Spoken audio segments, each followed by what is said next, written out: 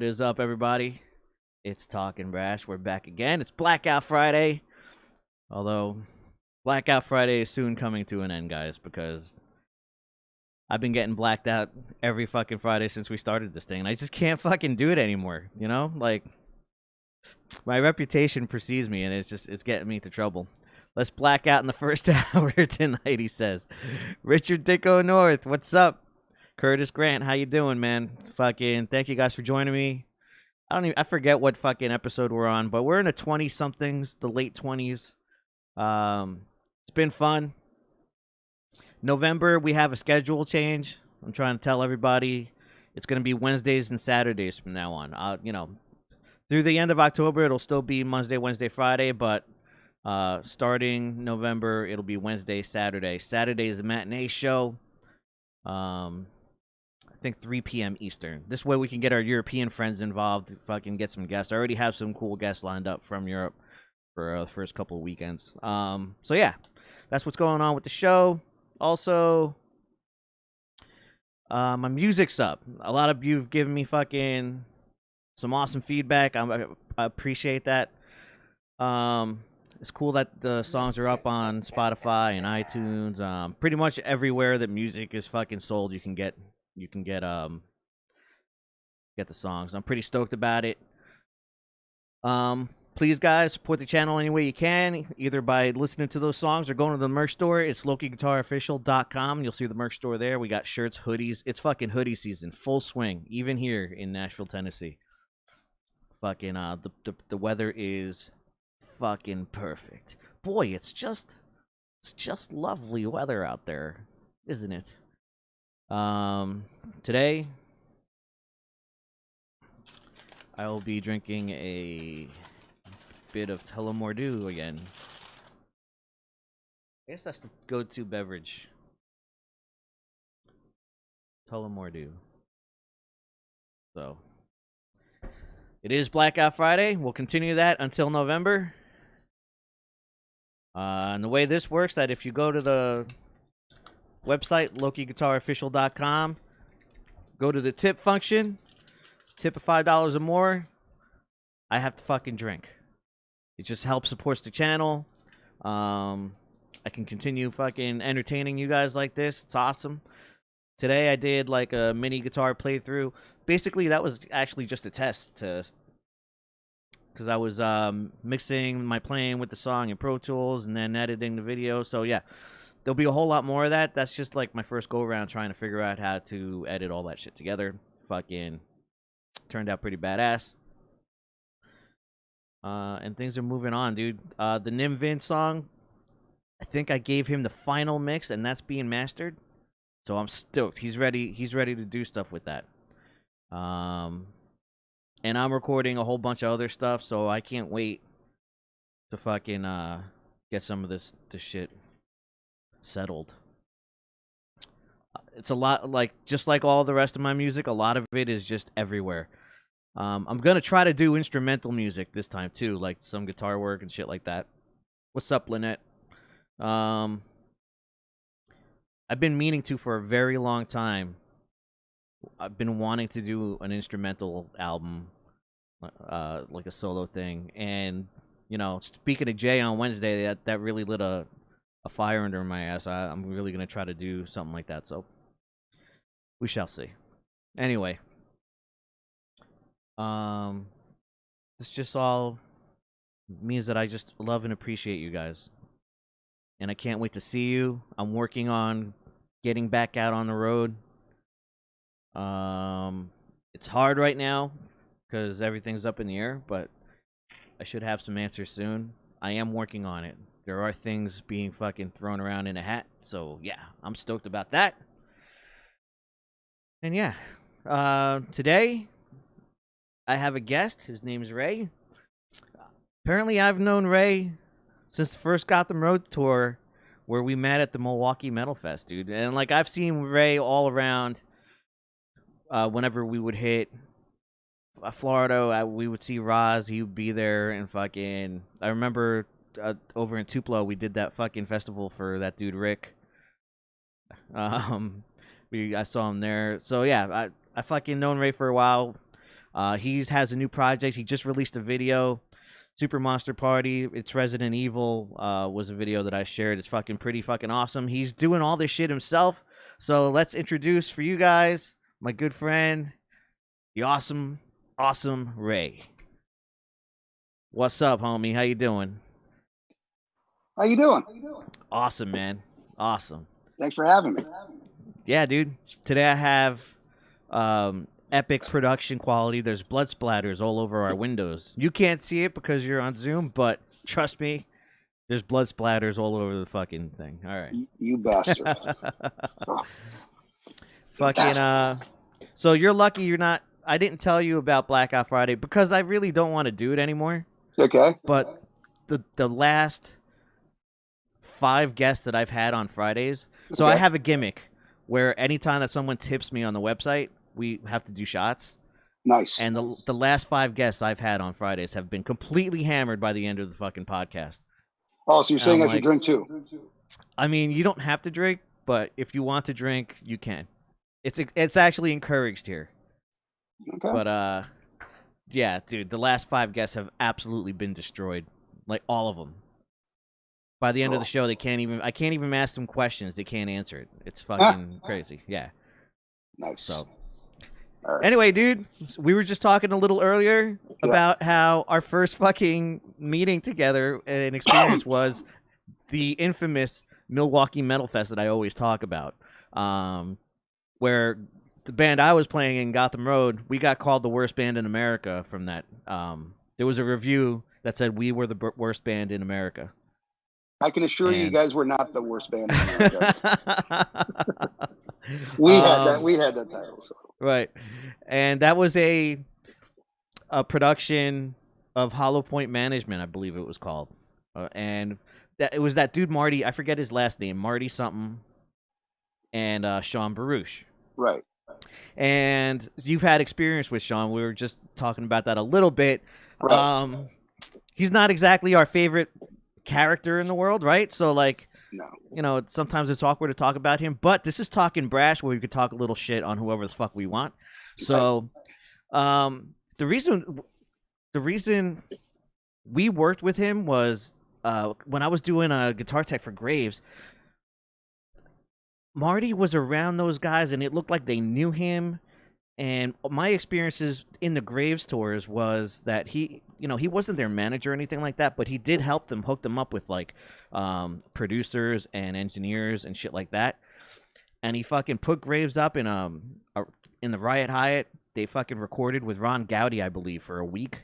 They did a bunch of demos. It's the LA demos. Ophelia came out of that, Spider-Man, a bunch of cool songs. But so I just thought that that was someone they knew, they trusted, and that he was a guy in the fucking industry, because I met Logan Mader from him, like from Machine Head. Like he had a lot of contacts, but apparently it was all just fucking, it was all a facade, right? Right. Because Gotham Road fucking came in, and that guy, he was just all about being shiesty. Like we had this opener from Australia, and basically what he did was took all their money and funded, partially funded our stuff, but like just kind of kept the money for himself. The guy was just a shady fucking character. I had no idea. I was too young to fucking know any better. I thought Michael knew him, but apparently he was a terrible, terrible person. Yeah. I was in a band. I was like 17, 18, and I was in a band called Shattered Sunrise. And back then, they were signing all these like Florida bands. So like 9 Point, Limp Bizkit, Darwin's Way, a bunch of bands. Right. And so we got contacted by Hollow Point Management that they were interested in, in signing us. So, we were looking at different record deals, and we wanted to, have someone to, I guess, protect us, right? So we met Sean. We flew to Texas, where his big office was. Right. And he gave us he basically had all the pictures of Metallica and Misfits, and he was telling us all these bands that he managed. Was calling the Dez from Cold Chamber, and I can't remember that. It doesn't matter. So he just gave us this whole thing, and he was like, I work on retainer. So we said, okay. Yeah, he said the same shit to us. Right. Yeah. So basically, he's like, don't worry about it. Fuck out of here. So he's like, don't worry about it. You guys are going to do a smaller percentage of the deal. So basically the idea was that we would pay him up front, but then we would have to pay him less money from the signing bonus whenever we got. So that was kind of like the idea, which is all bullshit. So he put us on some tours, but they were essentially buy-in tours that we had to purchase ourselves. And then we did that. And then one of them was the Milwaukee Metal Festival, which was one of the biggest piece of shit festivals I've ever encountered in my life. Yeah, man. And they fucked you guys. We were talking about this. They fucked you guys over big. I mean, they literally have you guys go on at like 11. I think it was like 11:30 or 12 o'clock, something like that. To like a crowd of like 5 people on this empty arena. Like, people don't realize this. Like, 5 people in this empty arena is like ridiculous. Yeah. And I think right after you guys, the Locust played. We were in between the Locust and Black Dahlia Murder. Right. Which it was ridiculous. Oh my god. Yeah, they didn't play to anybody either. Nobody did. Yeah. Nope. Nobody did. So it was just, it was early in the afternoon for sure. Yeah. And then that was, I don't know I think you guys left because you guys played day 1. I don't think you guys stayed for day 2. No, we continued on. Day 2 was very controversial because Body Count got on stage, and a lot of people don't know this because back then there wasn't a lot of recording and stuff, but they called a police officer up on stage to sing Cop Killer 2. Like a real cop? They had a real cop. And it was, we were just like, what the fuck are they doing? I mean, they had balls of steel. I mean, obviously back then to do that shit. Right. But, but they'd fit in right now. They'd just go ahead and do it and everyone would love it. Yeah. Fucking idiots. I think that ship has sailed for them, I think. Right. They're... So, yeah, man, that was it. And then we were talking about also your Gravedigger days. You did tech for them. Yeah. Yeah, I was like, me and Pat were the road crew guys. I was doing guitar tech for Tom, but I was kind of just like the everything guy, you know what I mean? Utility guy. Right. And I did the both. We did 2 major tours. I did both of them. I would have hated to be in that bus between those two. Those two characters. It was actually fun. Chud slept the whole time. Like, if the bus was moving, he was in the suicide seat, like the Cliff Burton bed. Right. Fucking damn. He loved sleeping up there, so he'd go up there, sleep, man. The only time he got up was when the bus fucking stopped at a gas station. He would like peek his head out, like, "Where are we at, bro? You know where we're at?" Nah, dude. Some gas station, dude. Yeah. Fucking yeah. So it wasn't that bad. Those first and like everyone was still kind of friends until like that second tour split up. It was a money issue. Right. And that's what ended that. But like while we were on tour, it really wasn't that bad. Yeah. Money is the root of all evil, man. I mean, yeah. that shit will tear people apart. Lynette has tipped us for 2 shots, so I'm doing my first one. Lynette, thank you so much. I appreciate you guys. Cheers. Holy fuck! All right. What are you drinking? Little whiskey. Tullamore Dew. Oh man, fancy. This is how this fucking shit starts, though. I know. Afraid. Last weekend, I ended my show and like. They had bought me 6 shots on the show. So I'm sitting here, show's over. I'm like, dude, I'm kind of like, I'm on the brink of being tipsy. I could go to sleep right now, or I could go out and fucking rage somewhere. Mm-hmm. I went out and raged somewhere. Fucking, yeah, it was brutal.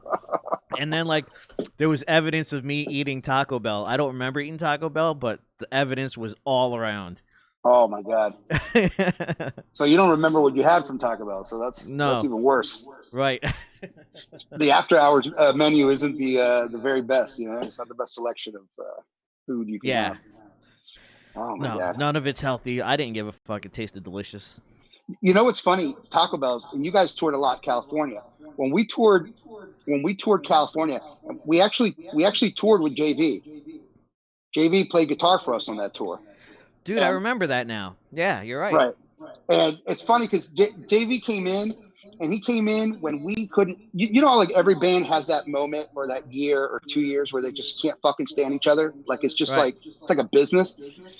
So we flew to California. We got fucked over by the label, which I think was called like Jailhouse Records or something like that.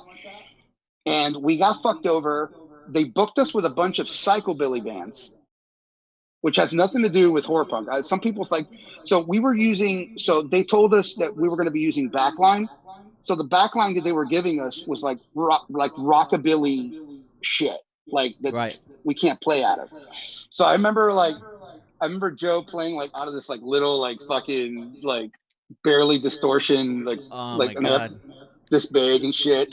I And would we have were loved to have seen the look on his fucking face because I know he hates that shit. You know what I mean? Like when he's yes, playing with something subpar and just feeling small like that, right, he really hates that stuff. And right, so do right. I. No, I can imagine. I mean, we had great gear at home.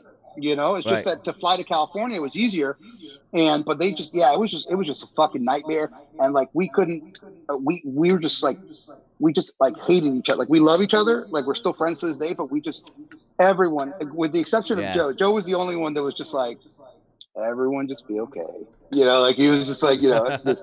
So yeah, it was crazy, but yeah, when we went to I fucking forgot my original point, but and I'm not even somewhere, drinking yet. somewhere, this has to do with Sean Baruch, I think. I think so. Yeah, I don't even fucking know. No, we went to Cali. Oh, the root of all evil of money. Yeah. Right. So we went, and me and the drummer funded the entire fucking tour because we were supposed to get paid. We were supposed to get reimbursed by this label and then make a cut. So every time we would play a show, people only came to see us. They apparently had these two other bands from Seattle, I think, and I think one of them was called like Moral Crux or some shit like that. Like there's some like old school punk band or whatever. Right. So, but they didn't draw anybody. Like literally, people were coming to see us. We had two shows that were canceled, and we had like fans outside, and we had to sell them merch. And we weren't getting paid, so we were just angry. We were fucking arguing with each other the entire time. It was just a fucking nightmare. We literally we flew back to Miami, and we didn't talk to each other for like a year and a half. Literally, we swear to God, like we were just like, "Fuck this! What are we doing with our lives?" Right. And that was it. And that's basically what started my other projects because I was just like, I'm tired. Like I'm tired of doing this shit. And it could have been a cool tour and shit, but it just wasn't. And like I said, money, dude. The minute money is involved and people feel like they have a stake in something, and they don't get what they want out of that, it's disaster. And Yeah. I'm sure you've seen that time and time again in some of your experiences. I'm sure. Yeah, man. Some people are in it for wrong reasons, and they see what it's like to fucking be at the bottom of the scrotum pole, Mm-hmm. and they're not ready for that. Right. You know, they Right. they have this idea of, I don't know, a fantasy in their head of what everything's like, and when you're starting at the bottom, man, it's hard work, man. You got to fucking grind it, Right. and a lot of people can't grind it. So Let me ask you a question because I'm sure that sometimes. So you know when you guys would play shows with Mike or whatever band you were in, how do you feel about when bands that are on the bill with you guys that are opening up or whatever it is make it seem like they're like how like they put themselves like really big in the fucking banner on their or in the flyer, flyer, right, and then it's yeah, like, oh, with Michael or right. whatever. How do you feel about does that? I mean, sometimes you don't even see the flyers, but does that sometimes, like, you get to the venue, you see that shit and you're like, really, really? I mean, you just know it's bound to happen. I'm so numb to it now that like it happens all the time. But we have our own, or we had our own ad mat that we would hand out to all the promoters, and like so that would also be on on the walls or whatever. But yeah, Right. all the local bands or regional bands would have their shit fucking like as top billing. It's just funny. It's like an inflated self, like no self awareness, inflated ego. Exactly. Doesn't make any Exactly. sense. I remember that shit. That shit was hilarious. I remember we were playing with you guys in Tampa or something like that. And then it was like whatever band that was in Tampa, it was like this huge, like with the band look professional picture, with Michael Graves. And Yeah, then it's like in the coffee guy. Like I was like, what the fuck? Like you guys don't even draw. Like you know what I mean? Like it's just a lot of that's these. that's usually the funniest part about it is that there's like their girlfriends are there, and then that's it. Like they, Right. they don't really draw anyone. They don't have a fan base. It's just you know, I guess they just need to feel important for that fucking day or night or whatever. Go back with their wives or girlfriends and fucking bang them out and feel great. But Yeah. Or sell pre-sales.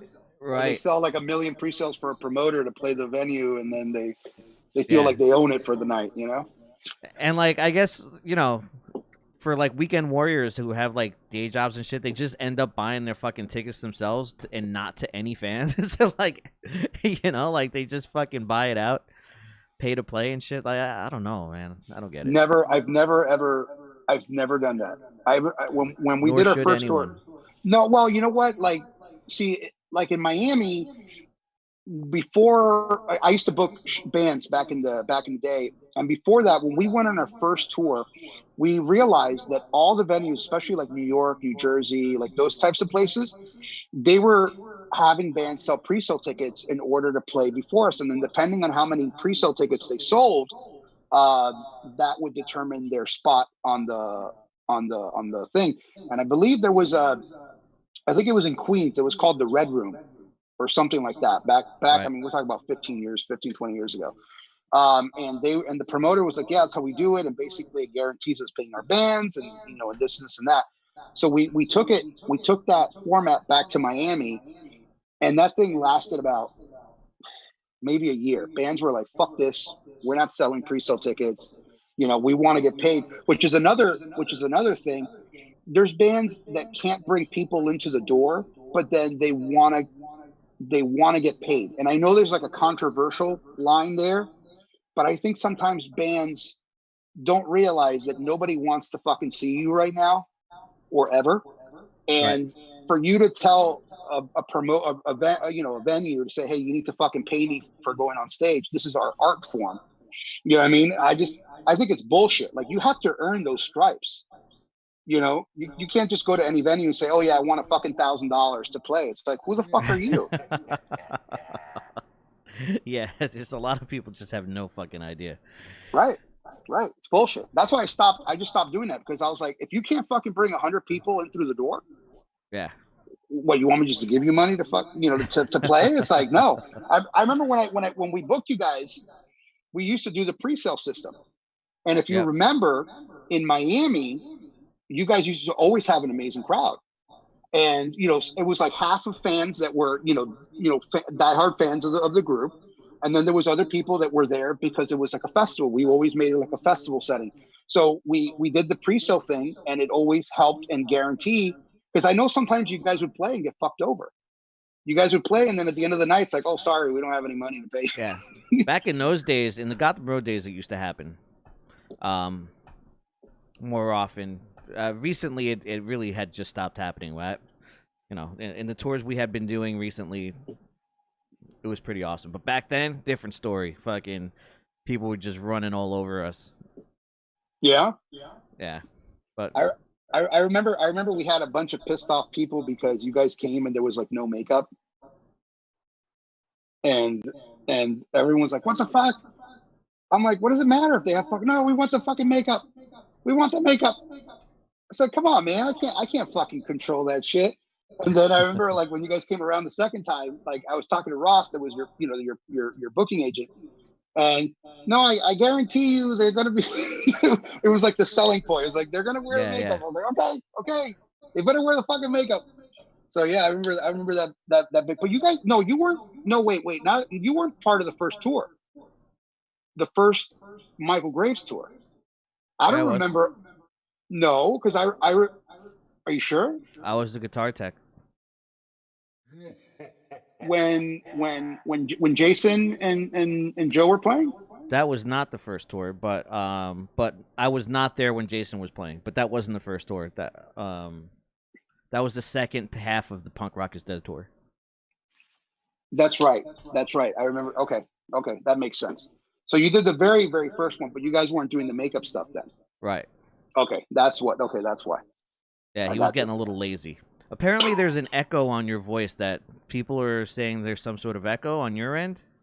I Shit. don't hear I it don't know. personally. Like it's not coming through on my side, but that's what the Do I sound? audience is saying. Oh, now I don't know. They'll I let can they'll let us know. I can't see any comments, so I Yeah, can't. I don't know anything. Oh man. So what do you think of the music video? dude. Yeah, let's talk about this. Yeah, let's do it. Fucking, I'm surprised that you said you did it yourself. So see, like all that shit, CGI, fucking everything is all No, you. I didn't know. Okay, so I did have a team, but I Right, basically like directed it and did everything. But I did have a really good cinematographer and a special effects artist on it. right. I can't do that. But as Um, far as the idea, yeah. Before we get there, let's talk about Super Monster Party. Why this came about? What um where the inspiration, where you drew that from, why you came up with this idea. So what's going on with Super Monster Party? Why is this um, a thing? basically Corona. I Right, was, it was like 2 days into the whole lockdown here in South Florida, and I was just bored, and I just started like writing, and then I called my old guitar player that I used to play with, Jays, in Tokyo Monster Control, and he was in the Coffin Caddies as well. And we started, I just started showing him ideas. I can't play guitar, so we just kept fishing, throwing him ideas, and he would kind of convert them into guitar. And we did that, and then that slowly, one song turned into two songs. And I was like, oh, this shit's pretty good. And initially, it was going to be a Coffin Caddies record, um, and then some label stuff that got a little scary from our right. previous label. So uh, Tracy was like, he's like, you know what, man, I'm listening to the music. It just doesn't sound like something that would be Coffin Caddies. He's like, it's something else. So that kind of clicked on me, and I was like, you know what? I started thinking about it, and I was like, man, the songs are about Sega, Super Nintendo, and I wrote a song called Monster Party, which is based on the video game. So I was like, oh, Super Nintendo, Monster Party, Super Monster Party. Boom. All That right. was it. Yeah, right. So we just did that, and the idea initially was just to do like horror, like old retro horror songs, video games, and then turn them into like this like mix of power metal and punk rock. Essentially, is what it is. So we just started doing that little by little, and the next thing I know, I had like 15 songs written. I literally have a second album already written. Really? Yes. So it's crazy. So then I was like, how can I make it even crazier than that? I was like, you know what? Let me add a video game. So I was like, let me see if it's possible to do a video game. Right. So you ever heard of Fiverr? No. So Fiverr is a Oh site no, where Fiverr. yeah. Yeah. I was actually So gonna get on Fiverr as get my some guitar, do some guitar tracks for people and shit like that. you should. I mean, it's Yeah. great. You're able to find a lot of work overseas. I know it's not like the American thing, but whatever. And I found a guy who was a RPG video game developer. So I kind of told him the idea. I had artists create the characters and all that stuff, and he brought it to life. I mean, and it's amazing. It's like it's a full game. It's over 90 levels. Yeah, it's awesome. Um, yeah, I sent you kind of like a Yep. little teaser on it, and it's actually gotten even crazier now because we added like armor and like super swords and power gloves and all this other cool stuff on it. So yeah, that was basically it. So I just kept one upping myself and seeing what else I can do and do and do. And then now, I mean, everything's done. The box set comes out on I guess on the 31st. So we start Right. mailing it out for last week of October. We sold out, which was amazing. We literally sold out over 100 box sets. That's awesome. Yeah, in like 2 months or less than 2 months. So I mean, people I guess like it. Um, and yeah, man, it's exciting. It's different. It's nice to I came from, the Coffin Caddies. It was one of those situations where people appreciated it more when it was gone, kind of thing. Like when we were Yeah. around, it's like nobody really gave us the time of day. We toured all over the U.S. and it just, I guess it didn't click. The whole pop punk didn't click. I don't know what it was, Right. but That's how I felt about Gotham Road actually. No yeah, one appreciated us while we were a band, and then the second it's over, they're like, "Why aren't you doing Gotham Road?" Well, fucking none of you came to any shows. That's why. yeah. Fucking, I you really, know. I really like the stuff that you guys did with Gotham Road. We would listen to it like when we would go on tours and stuff. We would listen to it like Seasons of the Witch, and stuff like Yeah. that. We love that. That was, I liked it because, and we talked about this before we went live.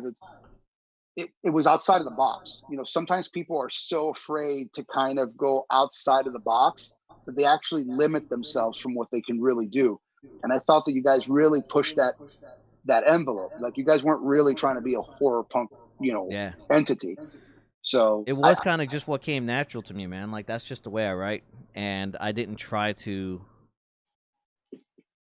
fit into anything. You're right. I was never trying to make it something for somebody else. It was what I was writing because that's how I write. And I actually never fucking thought that that he would be able to do anything with it. I thought it was too heavy.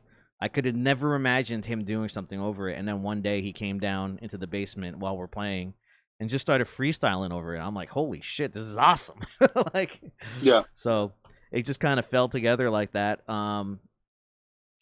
And a lot of people appreciated it for the things that you're saying, that it was like a thing of fresh air, that it wasn't like anything else. But a lot of the reason why we couldn't do it anymore is because it was too much of a departure for a lot of people. We were talking about that before, where if it's different, people don't gravitate towards it for some reason. So right, yeah, so right. there was a lot of that going on where we were getting denied opportunity because it was so much of a departure of what he had done before. So Yeah. whatever.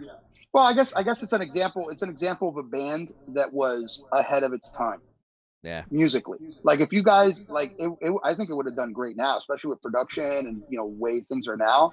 Yeah, Like I wish I knew then what I know now and could just do it myself, because it would right, be fucking killer. I've actually re-recorded a few of those songs instrumentally here at my house, right. and bro, oh my god, yeah.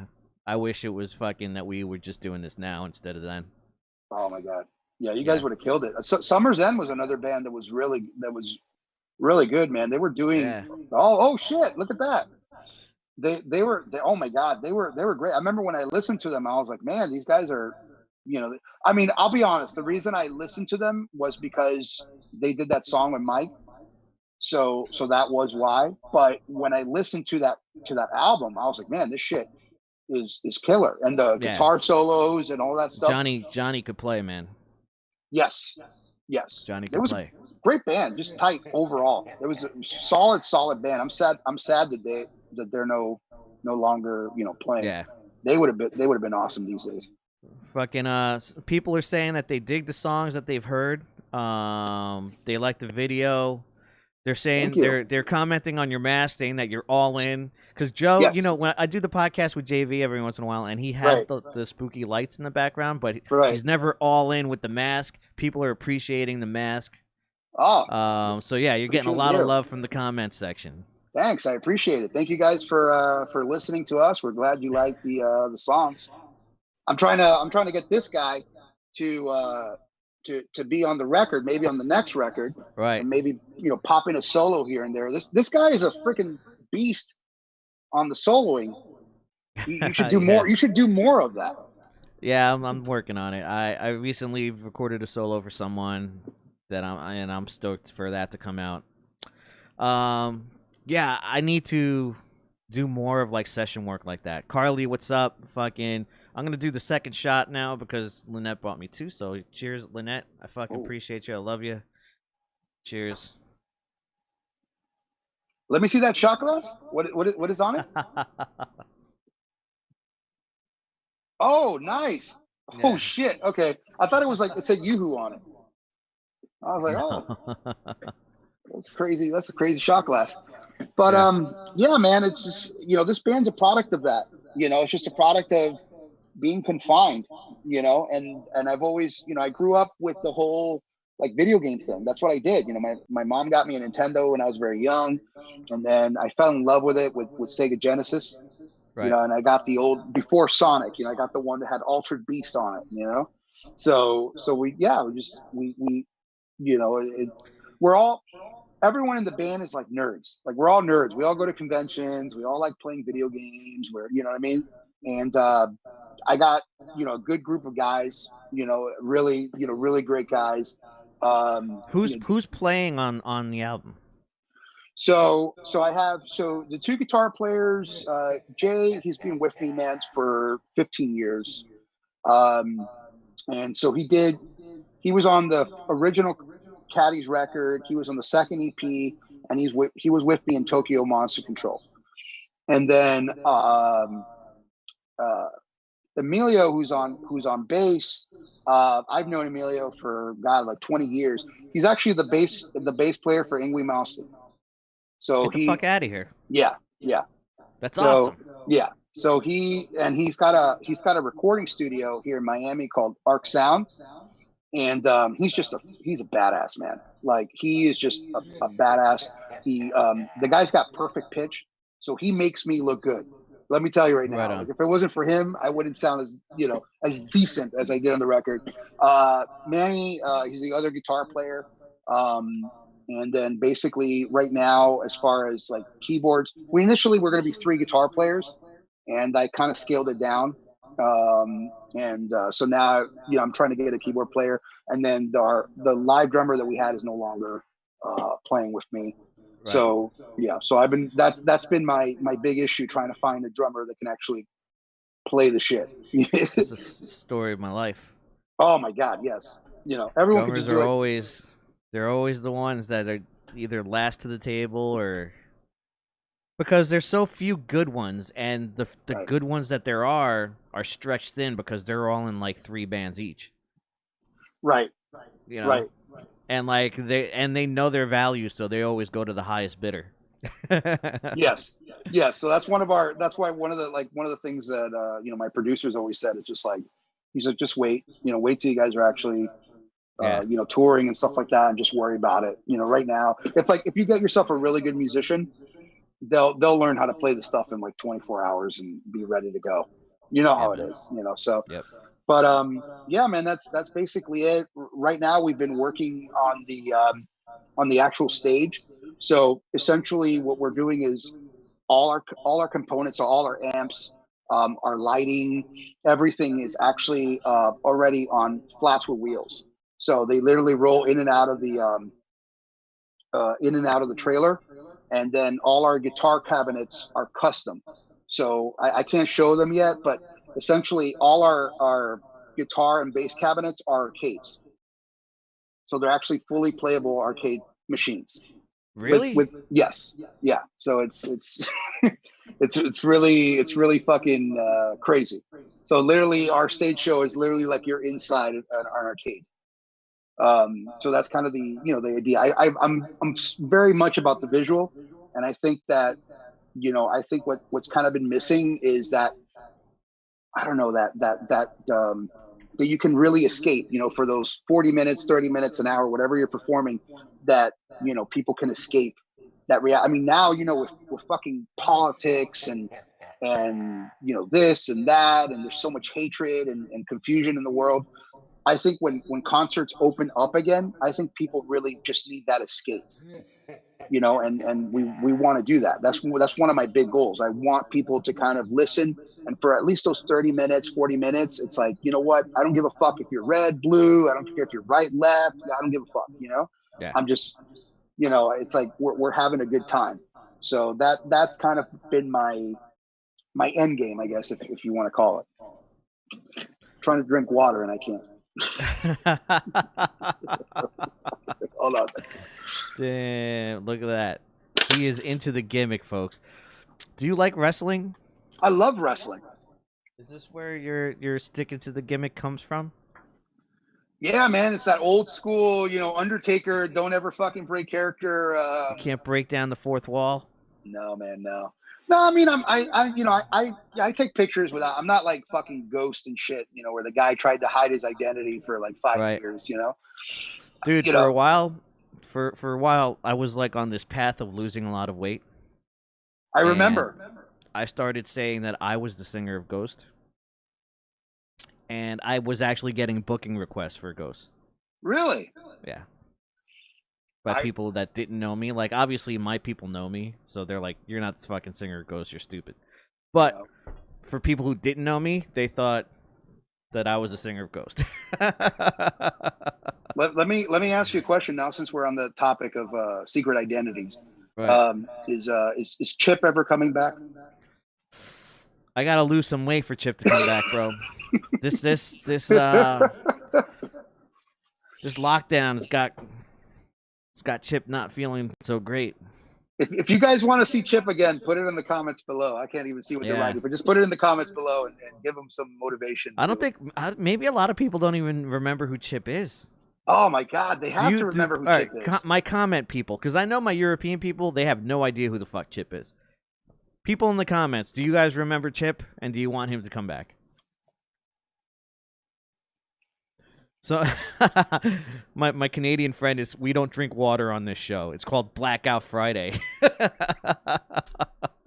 right, you know what? Richard, give me 1 second. I'll be right there back. we go. Look at that. Look. I'm gonna go to my bar. Right. I don't know what it is lately, but look at that. He's got fucking arcade machines back there. Are those his cabs that he's talking about, or those are actual just fucking arcade machines? See, Mike Tipping doesn't know who Chip is. I can't tell you who Chip is, otherwise I'd have to kill you. Mike Tipping is going to be a future guest, by the way, guys. Mike Tipping has agreed to do a show with me on Saturday, November something. November something? Are you ready to drink? Yeah, November. All right, so damn, son, little Black Label. Yeah, man, All right, we got Blackout Friday. All right. Here we are. Now we need more tips, and then we can fucking drink more. If you get another tip, I'll take a swig. I'm gonna do this myself. Right, hold on. Bam. Cheers. I don't know if I can do this. One moment. Damn, son.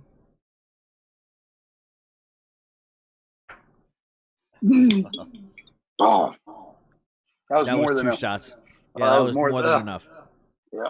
Shit, that's strong. I feel bad for you. No, not at all. My stomach just gurgled for you. It was just like, That's cool. So where were we at? Oh yeah, Chip. Yeah. So people don't know. So people actually don't know who Chip is here. There's like few and far between that know who fucking Chip is. Fuck you, people. You should know your history. Oh my God, that was yeah. I remember that's when you started doing your little side. No, you were wearing a wig, right? That was because you've always had long hair since I've known you. So that was like a wig or something. You had like your hair. No, that was my real hair.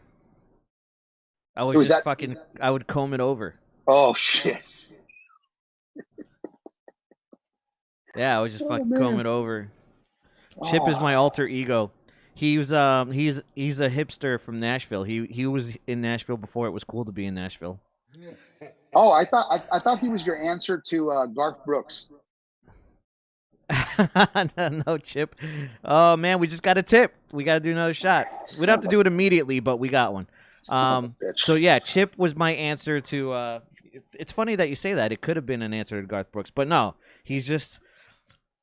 Like, every hipster from Nashville looks like Where's Waldo. Like, they all got that fucking Scully cap. They all got, like, those fucking Where's Waldo glasses. The fucking comb over, fucking... Yeah, they're too cool for fucking school. Yep. So, yeah, Chip was the hipster Nashvilleian look. I'm going to get fucked up. He's great.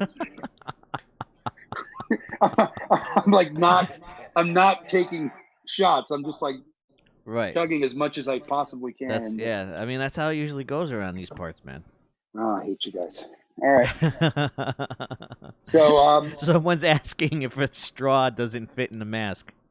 fuck, that's a great. Yeah, but you know what? You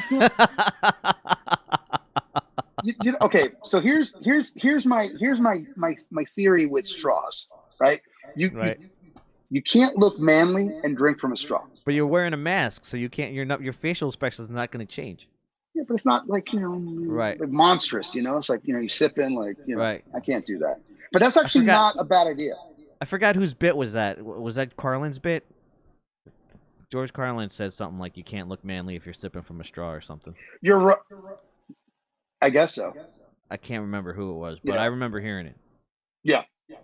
Well, they taught me that a long time. They're like, if you get a drink, you don't drink it with a straw. I Right. was like, why not? Because I used to do that shit. I would order the gayest drink. Nothing that's wrong with that, but it was like an amaretto sour. Right. It tasted good. And I remember I was on tour and I was like, oh yeah, I'll have a beer. I'll have a beer. Oh, I'll have a Jaeger. Okay. I'll have an amaretto sour. So they're like, everyone's like looking at me. And I'm like, what's wrong with an amaretto sour? And the next thing I know, I'm drinking it with a straw. So you have to imagine this: full leather jacket, spikes, probably like some like Night of the Living Dead shirt, whatever the fuck I used to wear, and like green hair, all this stuff. And I'm like drinking an amaretto sour with like a little tiny straw, like sipping it like that. And Austin, my old drummer, he just had it. He just slapped the fucking drink out of my hand. He's like, "What the fuck are you doing, bro?" I go, "What? It's wrong." He's like, "You can't do that. You can't drink from a straw." He's like, you can't look manly and drink from a straw." So ever since that, I just never. I can't do it. I can't do it. My friend Rick is saying that he's Santa Claus, in his hood, Laredo, and he drinks his fucking shit through a straw, because of the beard. Oh So shit! he has to fucking yeah. Is it like a real beard or is it like the fake? No, the fake Santa? he's got the fake Santa beard. Well, Rick, you got no. His beard. Yeah, he needs the wig beard. Oh man, the whole thing is because kids pull on that beard now. Now with technology, they know that Santa's not real, so they're like, "Fuck you! I'm gonna check this out." My daughter did that. Right. She was like So, when she was like 5. someone's reminding us that the dude, the last guy that guzzled from the bottle like that on this show, ended up an absolute puddle of giggles by the end of the show. Oh. Well, not me. I'll just start trashing my room. Right. And to answer your question, so these are just regular arcades. These are Gotcha. not. So you heard me. All right. Yeah, I can hear you. I have you on. Oh, okay. Oh, Fancy. here, yeah. Oh, you fancy. And I have a Samsung, so I'm breaking cardinal sin. AirPods. That's what they're called. AirPods. Yeah. Yeah. I can name you every single video game system from like 1970s to now. So you're a hardcore gamer. Yeah, I used to have one of the world's largest Sega collections, and then I sold it all. Like yeah, Out of necessity or just like. I was with a chick that told me I needed to mature. And you thought that was the answer? Sometimes you fall dick first in love, Right. And so that was it. And then she convinced me to sell it. And it's funny. To this day, I'm not lying to you. I sold it for $500. Nowadays, that shit would probably be worth over 20, 30 grand. Out of here. Yep. I think I had over like 150 different consoles, all in the boxes. So, and I had like Japanese. So I had like the original Sega Genesis that was like, people don't know this. The original Sega system was white. It was white and blue. It wasn't even black. They just did the black so they can be different from Nintendo. Right. So, I had all of these, like basically just Japanese games. And sold it all. And to this day, I regret that shit. That bitch lost you a lot of money. Yeah, and then we broke up like 2 months later. Oh my God, my heart hurts for you. Yep, but I was $500 richer. So yeah, I had enough money to move out. So it was great. I fucking I mean, I'm 2,000% sure that your fucking collection was a lot bigger than mine, but I had a lot of fucking. My aunt loved buying me bargain bin Sega games, so like I had a lot of Japanese games, like just that no one's ever fucking heard of. Like right. I was playing a lot of that. fucking. I had a lot of fucking games on Sega. What's the one game you remember the most? I probably played the shit out of Joe Montana's Sports Talk Football for a while. Oh my god! Just because it was, to me, that was the first game that like had like full blown announcer. It was Pat Summerall, right? Yeah. Fucking. So yeah. Touchdown. But like I was one of those guys, you know, you could fucking be back to pass for like 10 minutes on one play. So it would be like Joe Montana, back to pass. And like he would just repeat that over and over and over again because I would just be running in circles, fucking evading. Right. Yeah. But yeah, Joe Montana Sports Talk Football was a big one for me, dude. Is let me ask you, is Joe Montana your all-time GOAT as far as quarterback goes, or have you switched over to Brady? Man, my heart tells me to stick with Joe. Joe Cool. Yeah. But I you can't deny what the fuck Tom Brady's done. I know a lot of that is Belichick, but you know what? Montana had fucking.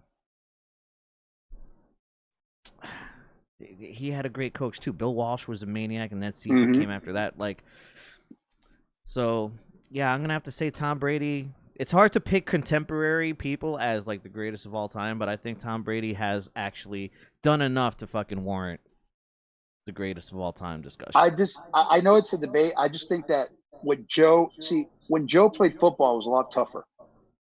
You know, but everything was tougher, and life was tougher. Fucking like if you look back at everything, it was all tougher. Basketball, hockey, fucking football, you name it. Like all of it was just a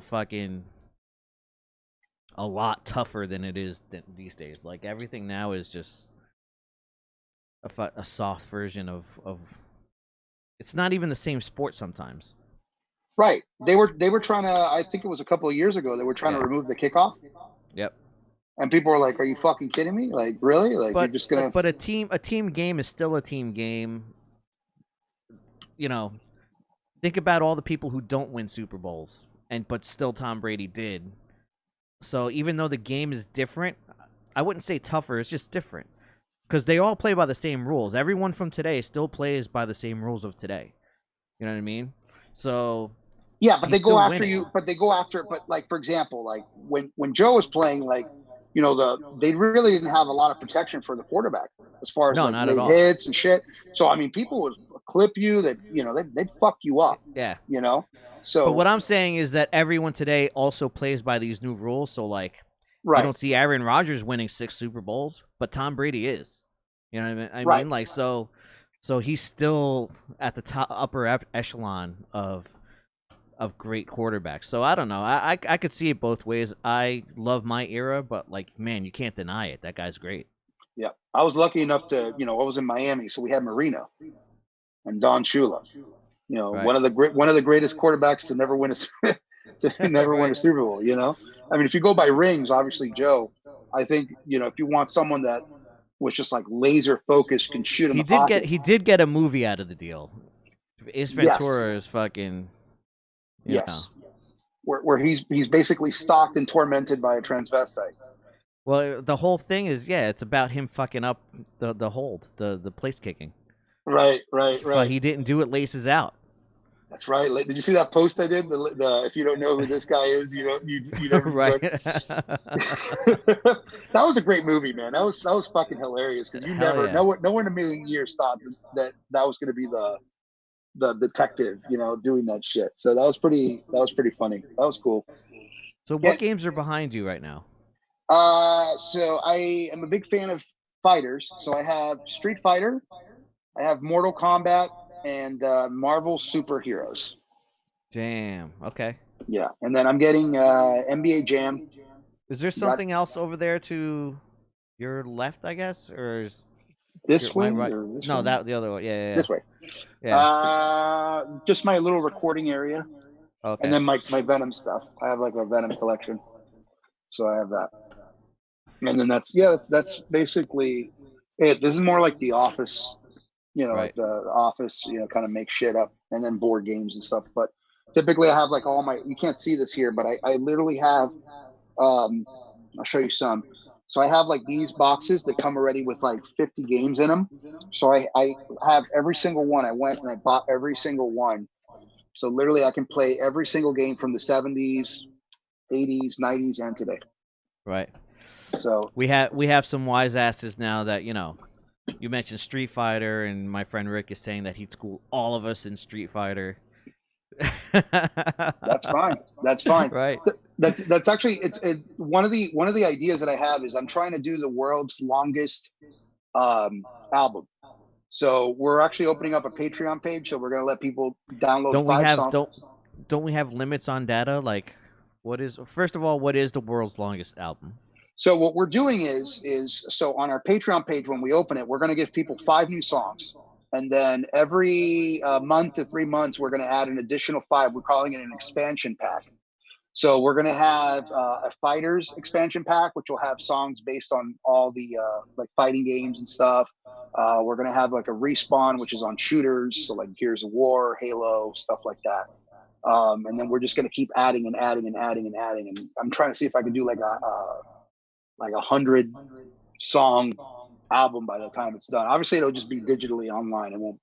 I don't think there's a way, like you said, you can physically, unless we do it like on 3 compact discs or some shit like that.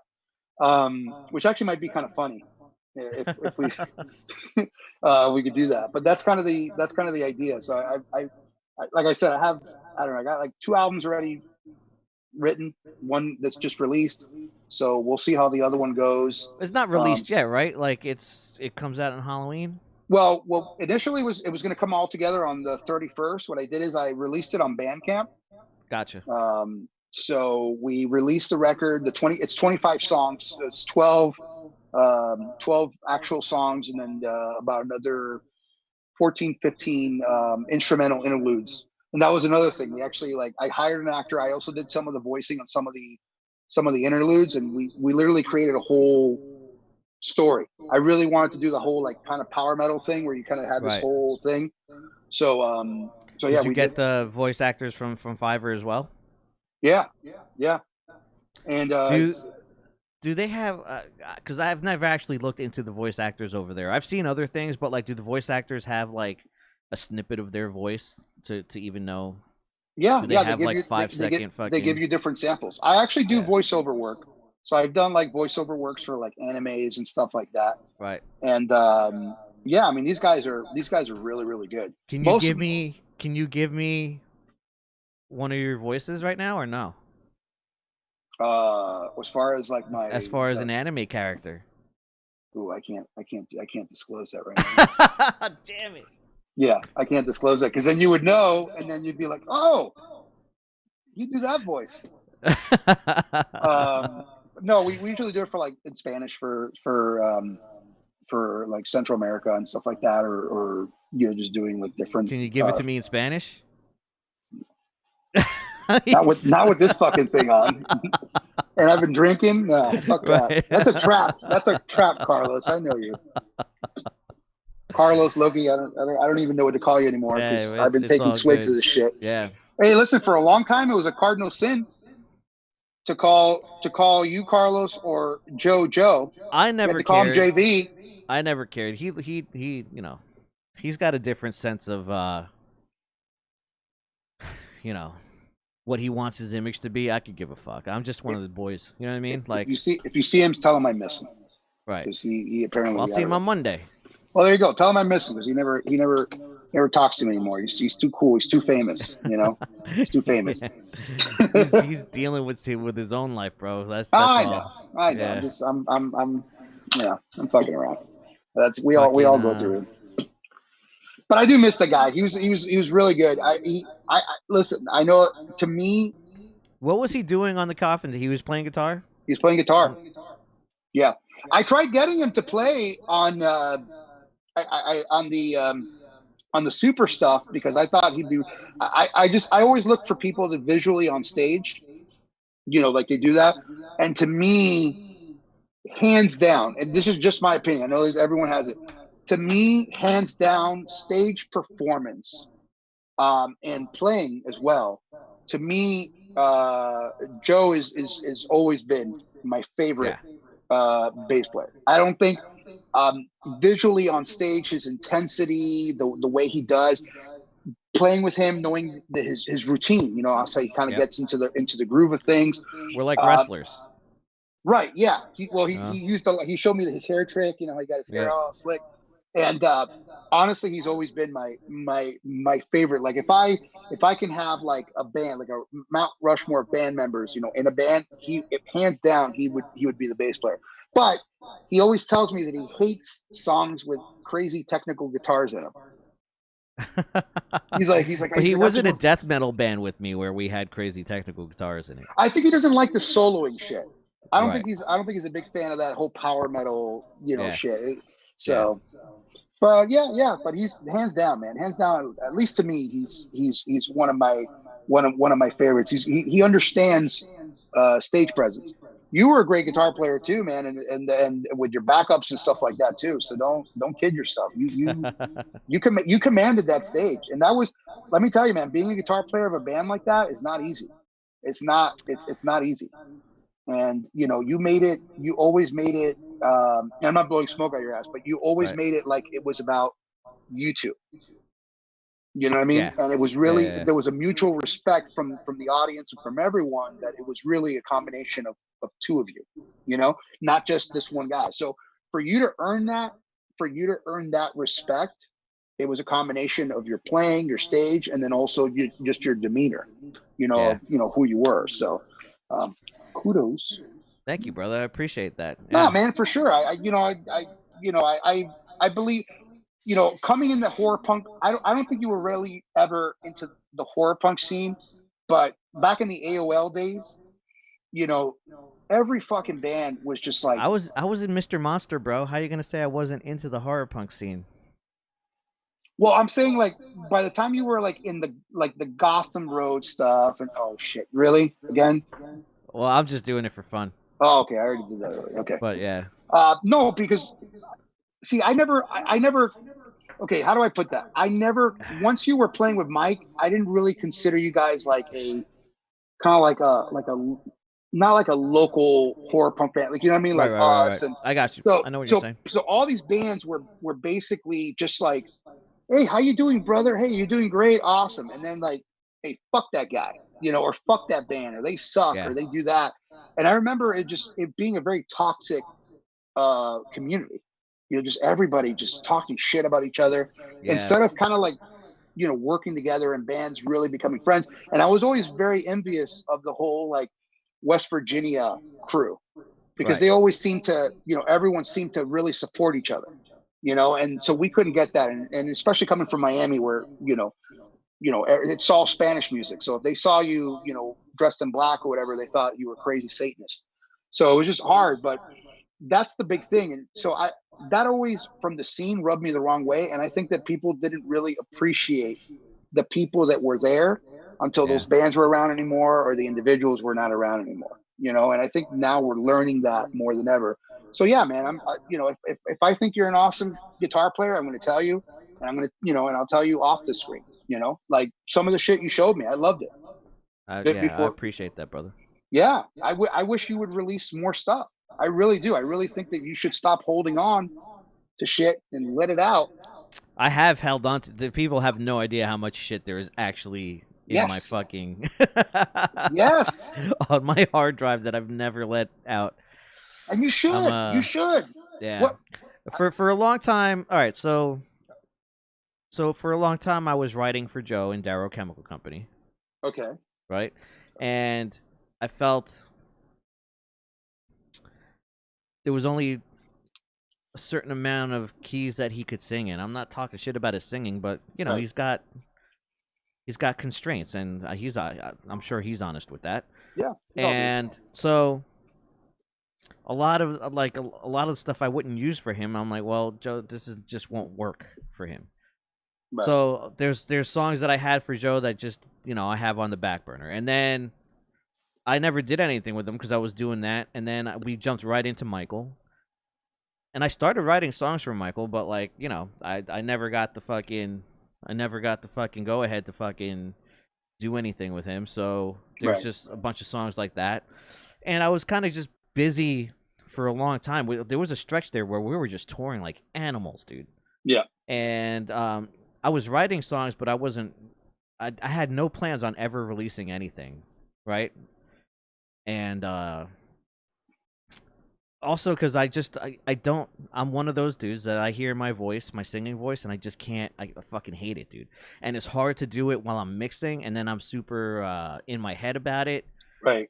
Fucking, and I end up fucking putting it down in the mix, and like it's just a mess because I just hate. I never wanted to sing in a band, and it's only out of necessity now that, like, all right, if this music is ever gonna see the light of day, it's got to be with me singing it. Okay. And it's been a fucking learning experience, and I've had to learn how to let go of like whatever is inside my brain about my own voice. Like I need to let it go, and I finally Right. have. You know, Yep. that was part of the deal of putting that shit on Spotify. Like, all right, let's just fucking let it rip here. You know, Yeah. And what's the feedback? Everything I've seen is positive. so far so good, man. Yeah. And I did all that stuff here, so I'm pretty stoked that like people dig the mix and all that stuff. Like, cause Yeah. I did everything myself as far as production, engineering, I played everything. I fucking programmed all the drums myself. Like, it's a from scratch project right here at this desk. Every one of those songs. There you go. Yeah. There you So, go. I think you should. I think you should continue doing it. I mean, and there's some stuff that people haven't heard that you've sent me. I think yeah. it's amazing, and it's all different.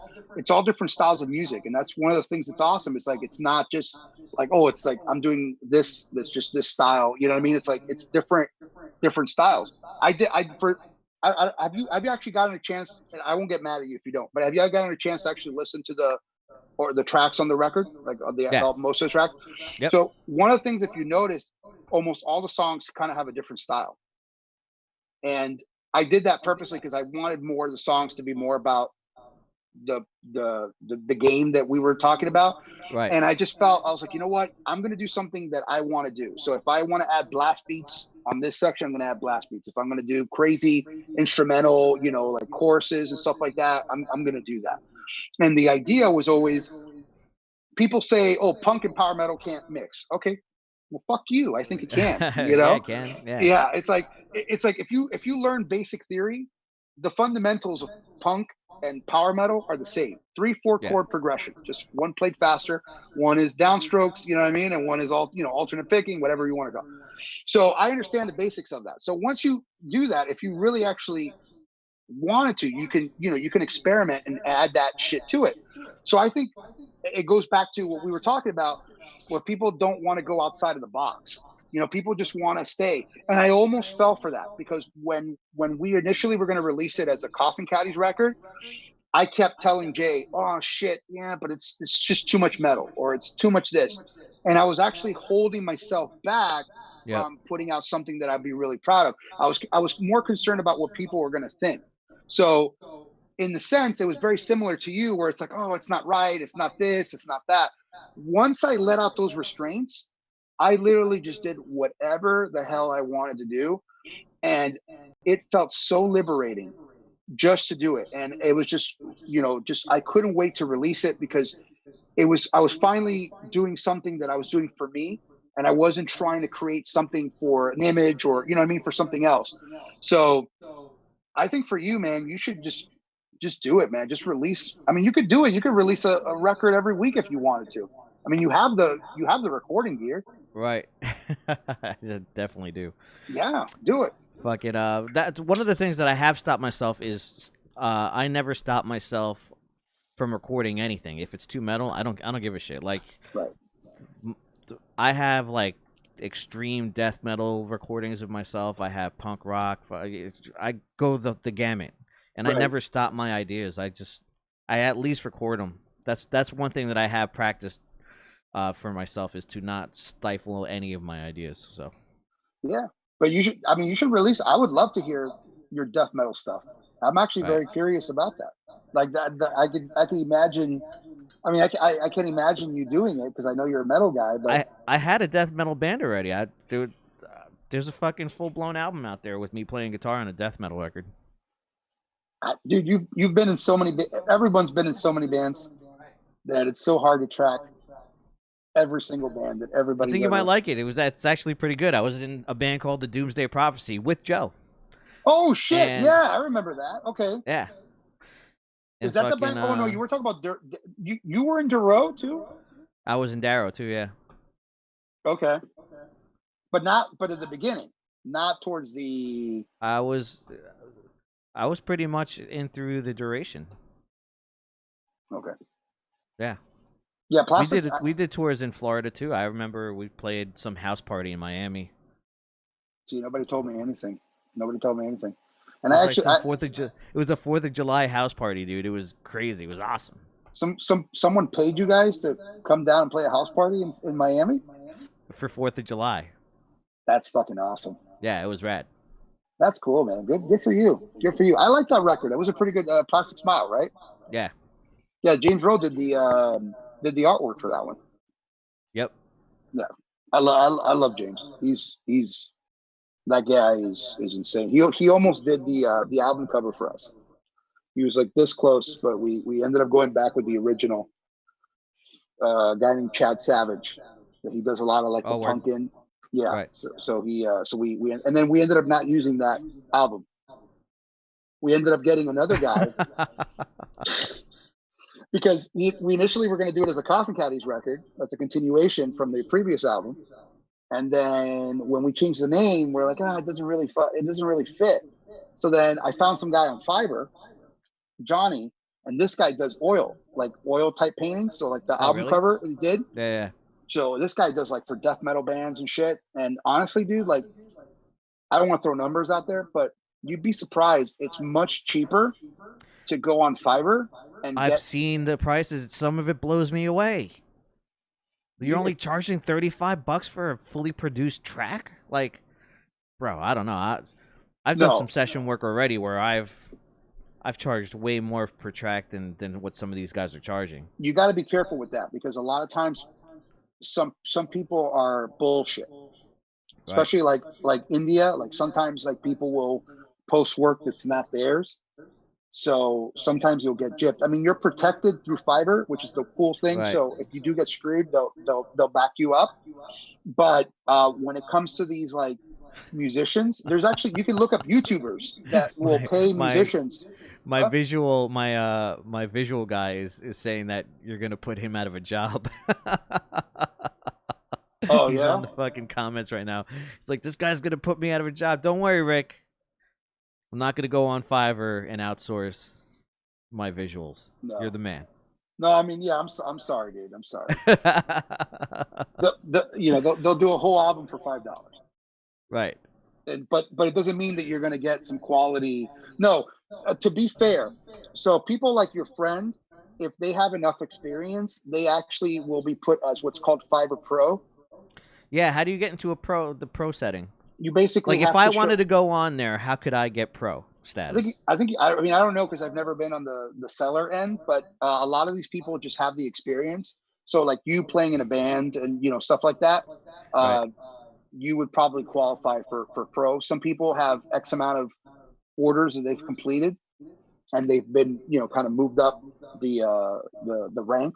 But sometimes it's just people like, hey, I'm a professional. You've seen me on Fox News or whatever it is, or whatever the hell you watch, and they'll give you that status. So, but then you charge more money, but people will pay because they know that you're going to give them a professional job.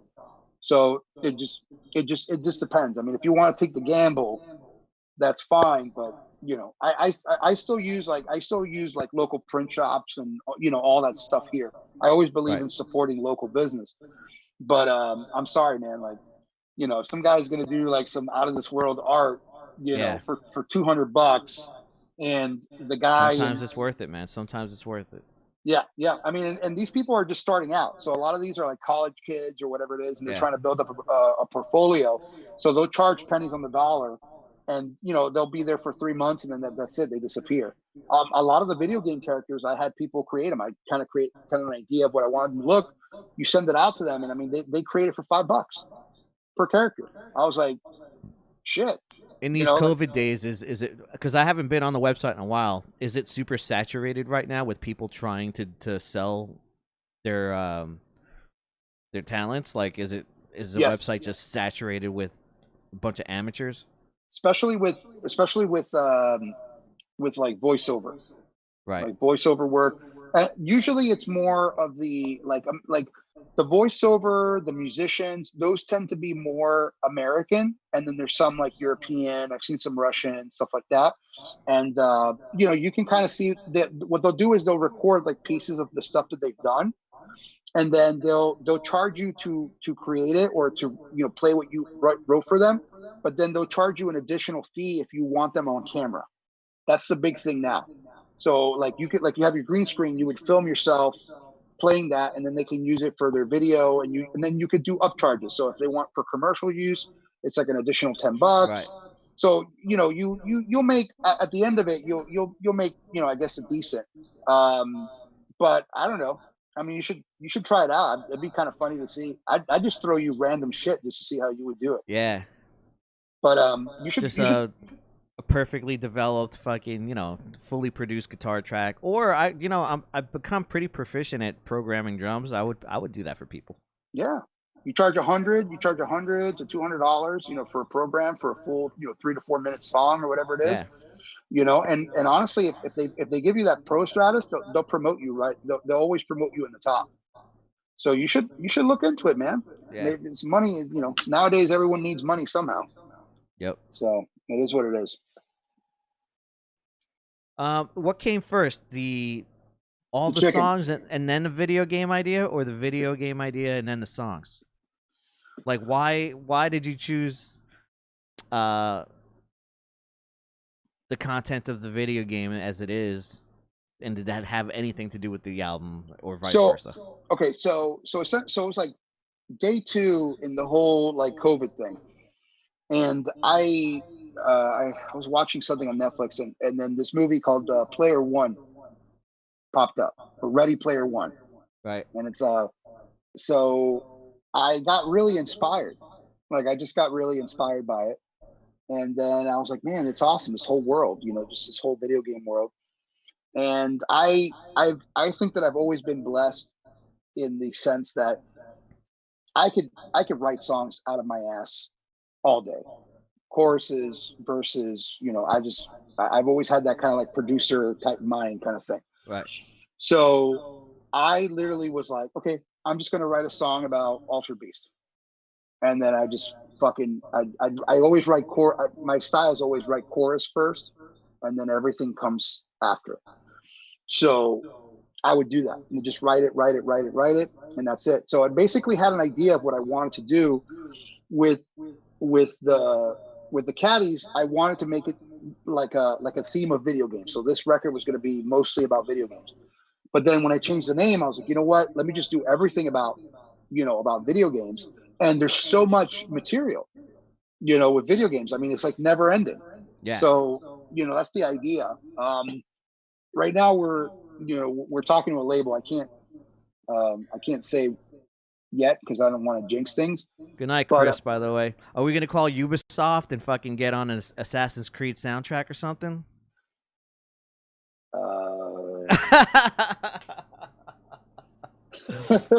I'll write a fucking Assassin's Creed soundtrack.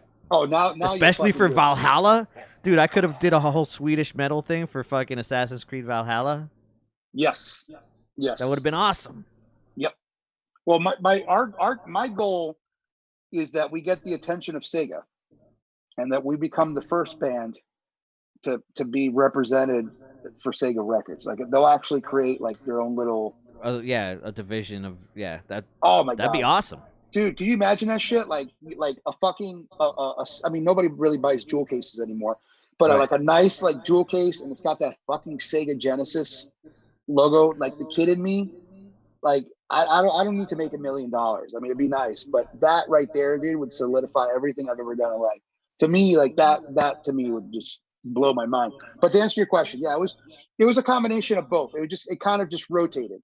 Right. And then with the video, I just kind of wanted to do something like really fucked up.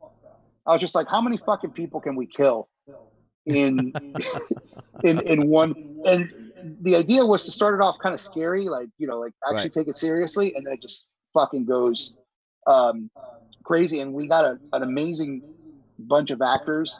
These guys do a lot of the Halloween scare, you know, like scare houses and shit.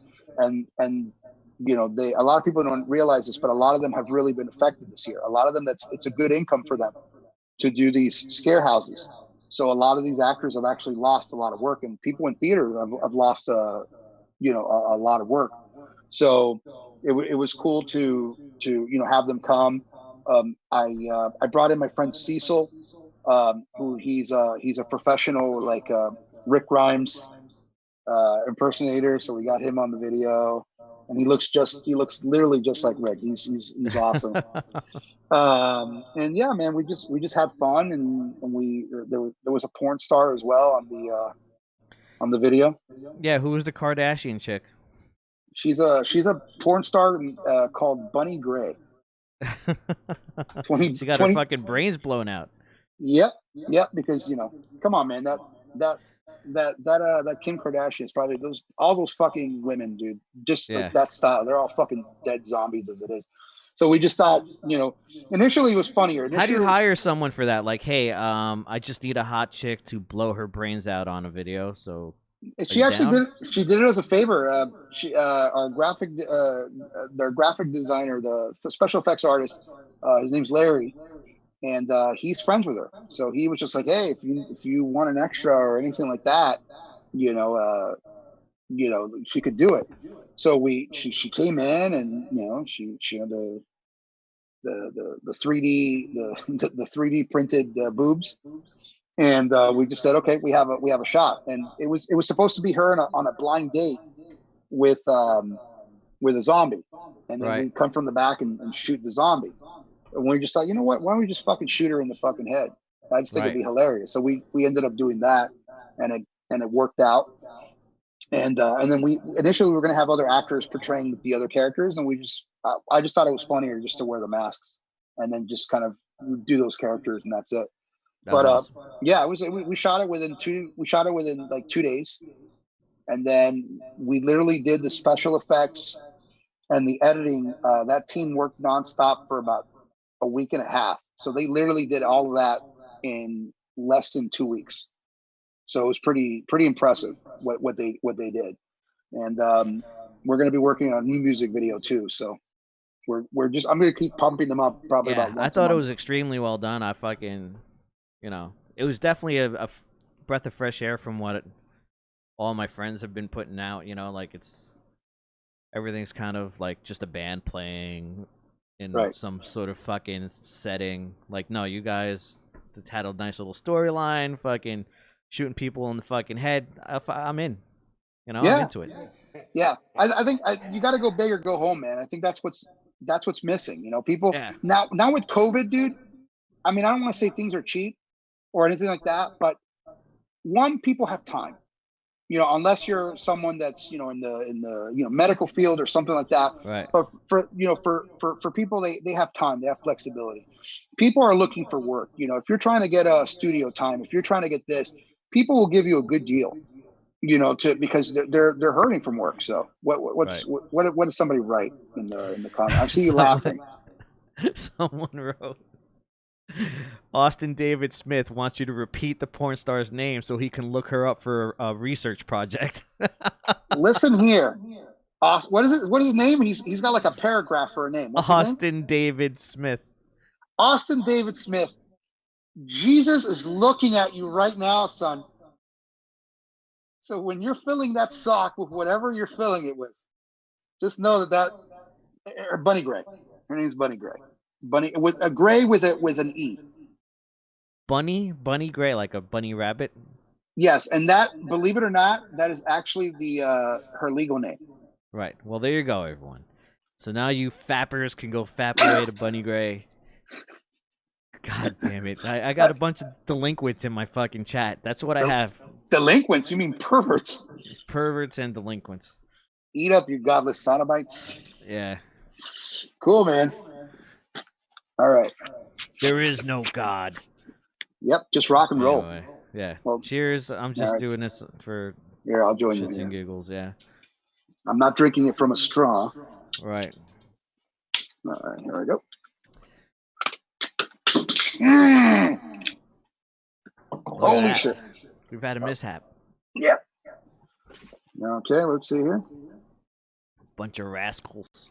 Oh, there you go. I'm back. There you go. Sorry about that. There you go. No cracks. That's impressive. The power of the Samsung glass. It's a little hot here. Lately, I've had I got these people that watch the show just to hear me talk shit about someone else, so they can go report it back to the other person. Oh, let's go. Let's talk shit about somebody. Let's do it. I don't know who else to talk shit about. I've been talking shit about Dr. Chud since the inception of the show. To the point that he's blocked all my friends. He's blocked me. Yeah. What's the issue with I Chud, actually man? don't talk shit about Dr. Chud. I just tell stories that actually happened. You know what I mean? Okay. I just tell the truth. And some people consider that talking shit. And, that sucks for them. I'm sorry. But people do, so I had my friend Dean on the show. Yes. And there's this guy from New Jersey who's infamous for just being a jerk off. His name's Alan. What a dickhead. Sorry, let me stop you right there. What a dickhead name, Alan, right? That's the guy. That is an absolute dickhead name. Alan Guitars. We call him Alan Guitars. And he's just terrible at guitar, but that's neither here nor there. Okay. He's just a dude that the kind of guy that messages every girl with "hey" over and over and over again with no response. It's just hey, Oh. I think you're hot. Hey, what are you doing? Why are you ignoring me? Hey. So he's that guy. Oh. And I usually stop after 3 times. We started just talking about him real quick. And right. it was later in the show. Somehow this fucking kid is watching, or someone reports back to him that we fucking mentioned his name. So there's just little fucking spies out there that watch the show just to tell people when I talk shit about them. Oh my God. Speaking of shit, there is a guy that I don't give a fuck talking bad about because he is a piece of shit. Do you remember a label, a horror punk label called Crypto Blood Records? I do. And you... Who ran that label? This creepy fucking guy named Ben Ankerman. Oh my goodness. Yeah, I know Ben. Yeah, that guy was a creepy fuck. And he fucked us. Did he? Nasty. Oh my God. Well, he fucked a bunch of bands.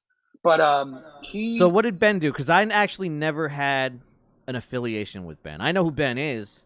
So, and so to me, he was a super, he's a fan.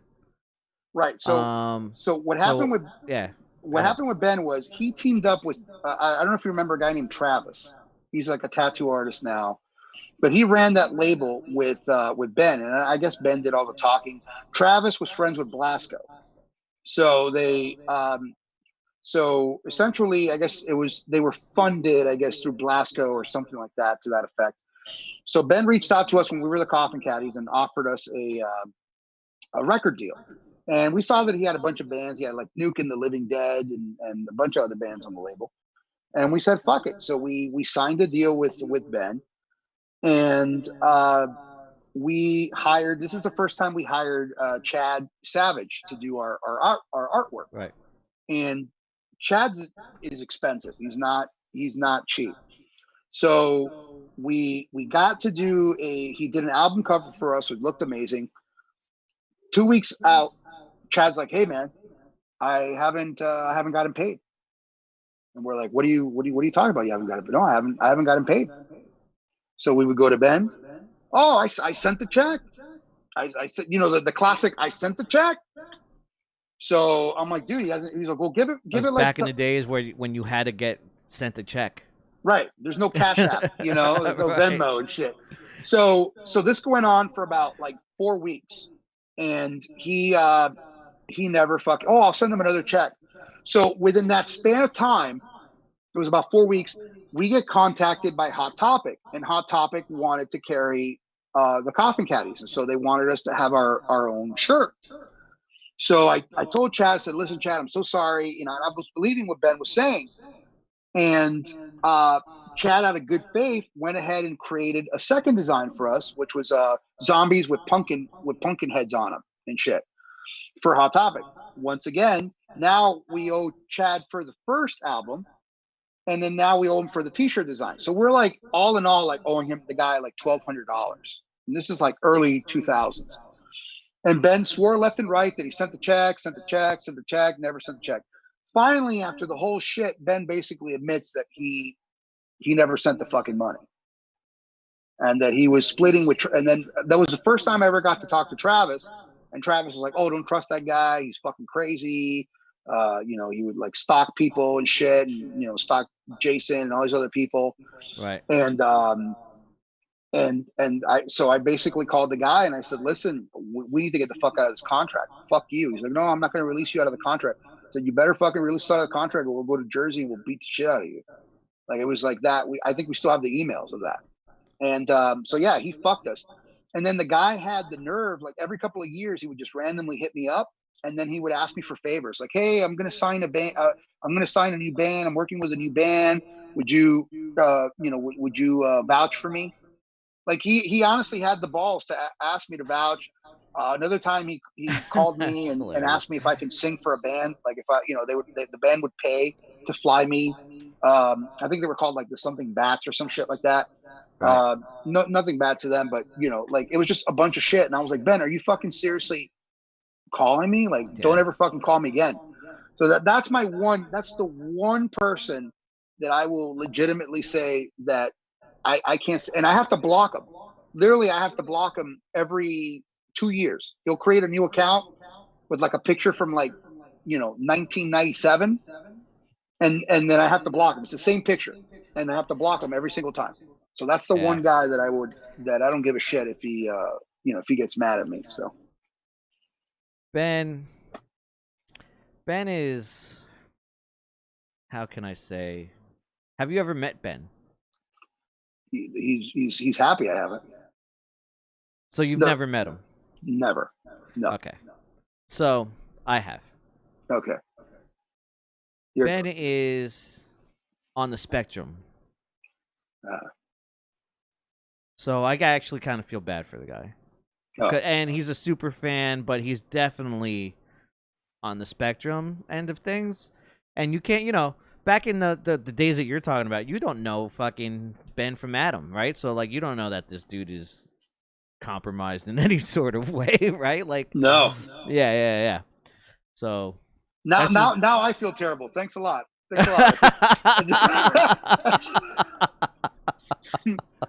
Don't worry, I'm not gonna tell him. No, fuck it. I don't care. I made fun of Timmy. And now I'm gonna fucking. But no, still fuck that guy. I don't know what the PC way of saying on the spectrum is. I'm probably gonna get canceled for saying on the spectrum. I call him Timmy's. Yeah, well, you're definitely canceled. Yep. If they cancel me, all I gotta do is just change the mask. Right. That's it. Yeah, change the new mask. Done. So Done. Yeah. No, we call him in Miami. We call him Timmy's.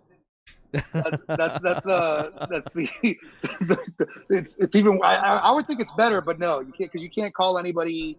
I mean, you can't even say special needs anymore. George Carlin used to joke about that anymore. He's like, you can't call it shell shock. You got to call it post-traumatic. Yeah. Listen, I got a fucking handicapped brother. My brother's paralyzed from the waist down, and I call him every name under the fucking sun. So, like, I don't take offense to any of that shit. No. I did have, and neither does he. Neither does he. He calls, like the fucking thing that you hang on your fucking rearview mirror to get into the handicap spot. He calls it cripple guy. Oh yeah. Yeah, and that's my brother doing it. Like, he's the one that's crippled. That's crazy. Was he crippled in combat? Like no, he was crippled in a car accident. Oh, okay. Yeah, he went to avoid a deer, spun out, lost control of the car, hit some trees, hit a guardrail, and it fucked his back up really bad. Dude, those deers, people don't realize how strong those fucking things are. Yeah. And how many of them there are. Yeah, we hit a deer once on tour. Fucking dented the whole front end of the van. The deer just went on its way. We're like, motherfucker, we could at least have dinner, you know what I mean? Because I think up there, we were in Vermont, and Vermont had a rule that if you hit a deer, like, you have to take it with you. You can't leave it on the road or some shit like that. So we hit a fucking deer in the mountains of Vermont, Right. and the fucking deer was just like looked at us. Up Like, there, there's so many up there, man. Like New Jersey too. Like they've come. It's hard if you're gonna fucking go to work early in the morning, like 6 o'clock in the morning. They're just all out on the highway. Fuck, it's fucking crazy. yeah, we just have gators. As long as you stay away from the water, you're occasionally one will be in a pool. So in the comments, Fiverr has taken on a new life of its own. By the way. No! And people are calling it fiber. Like need more fiber. Yeah, you need more fiber. I know a guy on Fiverr who can cancel us all Mexico prices. Oh my god! For $5, dude, everything's like $5 at Fiverr. Right.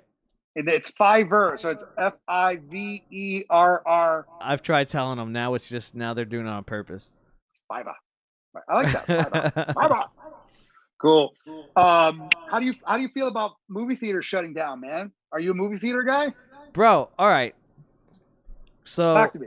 I've only loosely heard this from I listened to this guy Pat McAfee, and he was talking about they went to the theater one last time.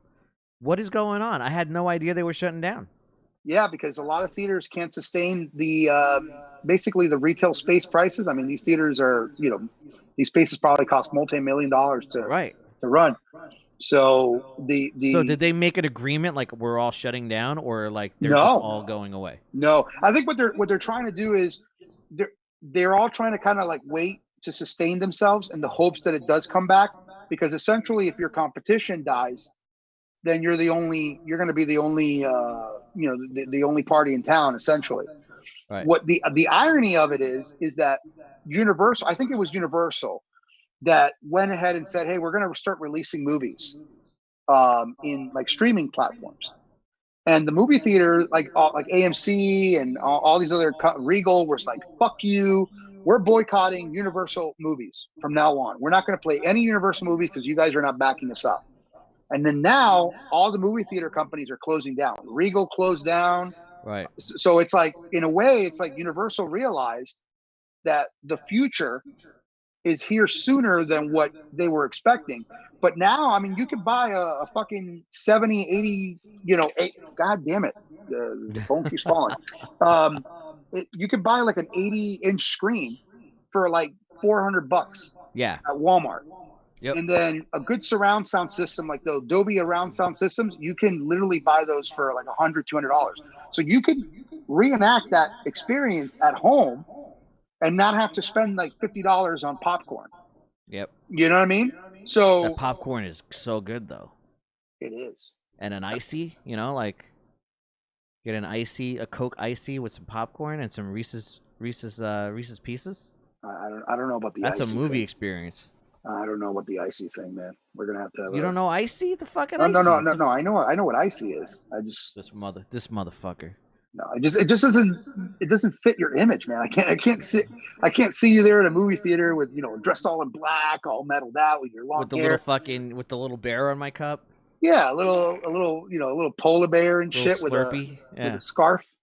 No, I can't. No, I can't do that. Well, okay, seriously though, is your icy Coke? Is it blue or cherry? It's usually Coke. All right, thank God. But if Coke is unavailable, then I just throw them all in. Then it's a mishmash of every color. You are a sick fuck. Right. No, I do this. I do the same thing. I'm just busting balls. There's a Canadian on my show that's asking who spends $50 on popcorn. Me. Welcome to America. Yeah. Richard Dicko North. This is what happens in America. Yeah. These movie theaters don't make money on the movies. They make money on the concessions. Yeah. So if it's a small popcorn is like $10. I usually just make the popcorn at home and I put it in a bag, and then I go in. Literally, that's it. I go in a duffel bag, and you'd be surprised. Like in Miami, they don't even think any. You can have a camera, you can have like a freaking gun in there. They don't care. Right. It's like, okay, that's fine. They don't even check. So I literally just put snacks in there, bottled waters, whatever it is, and I just go in the theater. Like, fuck them. I'm not gonna pay $50 for fucking. You know how much money? I had a friend that worked in a movie theater. They make like 900% profit Yeah, it's crazy. Like, not even 300. It's 9 fucking hundred. They literally, the popcorn cost them like half a cent. And fuck them. So whatever, I don't care. I'm all for staying at home, man. Just staying at home, watching movies and you know, and just playing games and shit at home. I really don't have time to play video games right now, but I'd rather just do everything at home. I mean, back then I used to love going to the arcades, and now there's a big resurgence of arcades now. So here in South Florida, we have about 2 or 3 arcades, and then up in Orlando, there's arcade bars. So literally, it's a full alcohol establishment with our you know, basically all you can play arcades. So there's a big resurgence now, man, of just stuff like that. But when it comes to movies, people are just done. You know, like, if, you know, my kids and my kids, like, they're not going to know what it's like to go to a movie theater. That's crazy. I know. I would have never thought.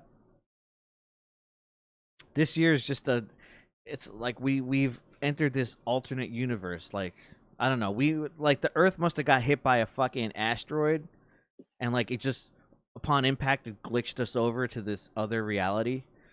And this is where we're at right now. So we need the next asteroid to hit fucking pronto to get us out of this fucking string, because this string sucks. Yeah, but make sure that asteroid hits you know, far away from Miami. Bro, it doesn't matter where it hits. We all get shifted. We all get shifted into a new reality. I need the next reality to fucking be a lot better than this one. What's your perfect reality? I don't know. The one I was in a couple years ago was pretty good. Fucking this one sucks. That shit hit you like a hammer to the heart, man. Oh my god! Not only that, but the guy I was working with just fucking stopped caring about everyone but himself. Right. And right. You know, left me in the dust. I felt terrible. He'd like to say I left him, but he left me in the dust. You know what? Listen, dude. You know, words have consequences, right? Whether you agree with them or not. And sometimes you have to pick your battles, you know, and when you are responsible for feeding other people, and I went with on Johnny's podcast and I said this. What I was mad about was how it affected the people that depended on him the most. You know what I mean? And the effect that had, you know, like that's your career. That's how you paid the bills. Yeah, man. You know what I mean? And then, you know, you wake up one day and that shit, you know how it is, man. Now the cancel culture, they hit that shit hard, you know, and I remember feeling terrible for you. I really did. And I didn't get in that whole bandwagon of like sending messages or, you know, picking sides or shit. Right. I was like, you know what? That's none of my business, you know? And I sent you a private message of, hey man, feeling bad for you. And that was it. That was the end of the discussion. It was like, it didn't need to happen.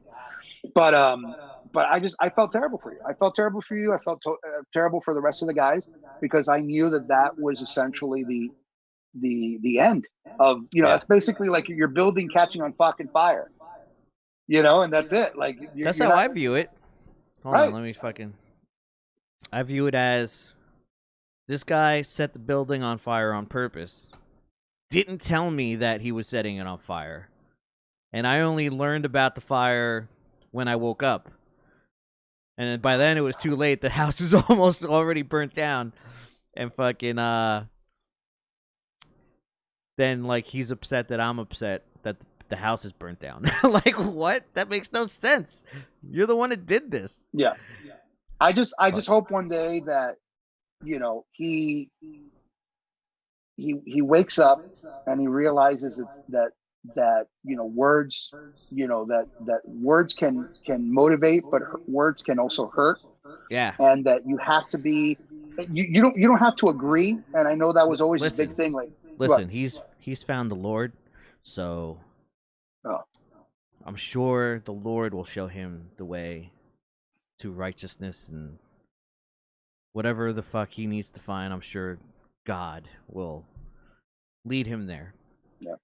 How I view it is that amongst all this chaos is that there's always opportunity in chaos, and you have to just fucking maintain a calmness and find the opportunity while everything's chaotic. And I'm good at doing that. So I'm all right. I'm proud of you, man. I'm proud of you. Yeah. I mean, 2020 hit a lot of people hard, but I think you were one of those people that just got that little extra kick in the fucking ball. Like they kicked you in the balls and then they kicked you another time just to make sure. Like they double tapped your balls, essentially is what they did. So, I mean, the way you're handling it now, I think you couldn't have handled it any better. I mean, a lot of people would have just cracked, or they would have just given up, or they, something like you're already like brewing little ideas, like, so that's awesome. I don't hate anybody. I wish the best for everybody, that's, and whether I agree or disagree, whatever it is, I think that, everyone nowadays has an opinion about everything. And everyone wants their opinion to matter more than the other person's. So we're doing less listening nowadays and more like forcing things down people's throats. Yep. And if we just all like said, hey, you know what? Listen, we're gonna have our differences. We're gonna have the thing, this and that, and that's fine. And that's the end of the day. But when you sit there and you're spewing things, you know what I mean, and you're doing things, and you are basically the voice. You know what I mean? Like you are representing that. That is like LeBron James, going on national television and saying, "Hey, we're going to kill all the cops today," right? And the rest of his team's going to be like, "What the fuck did this guy just say?" Yeah, right. So I think that's, you need to, he can think what he wants, he can think whatever he wants, but at the end of the day, it affects everyone. It trickles down. So that's all I'm going to say about that shit. By the way, you can book that guy at your local church or your nephew's birthday party on Fiverr now. Jesus. He'll go from fucking house to house.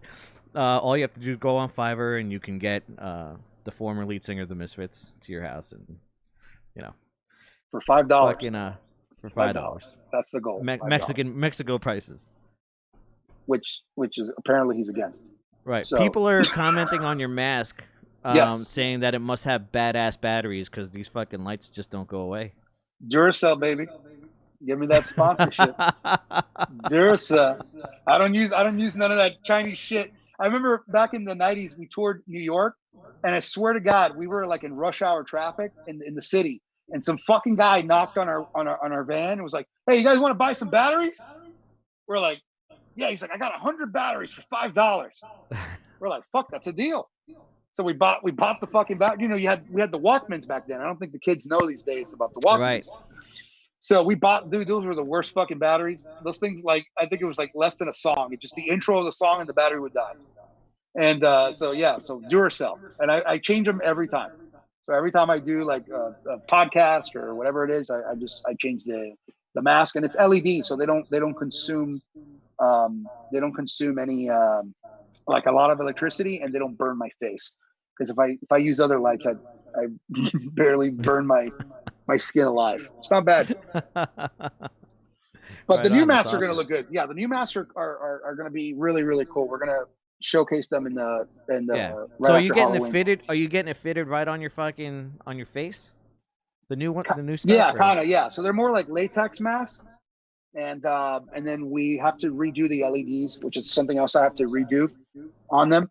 These are just Amazon masks, and I will say this: because of us, these masks have actually sold out. Fucking A. Yep, you can't even find them at Halloween stores anymore. So yes, these masks, like, you can't barely bat. The last time I saw these were like $5 masks on Amazon a year ago, and then now like what I've seen is like $30-$40 for just this mask.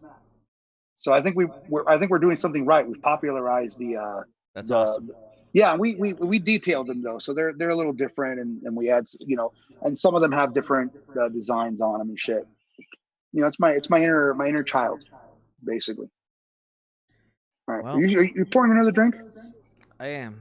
I promised myself I would stop Blackout Fridaying, but apparently I don't know how to fucking do that, guys. All right, here, cheers. Cheers. There we go.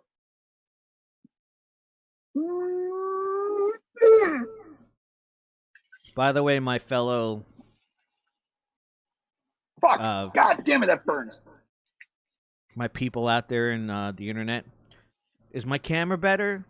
Is everything working fucking better? Because I changed something.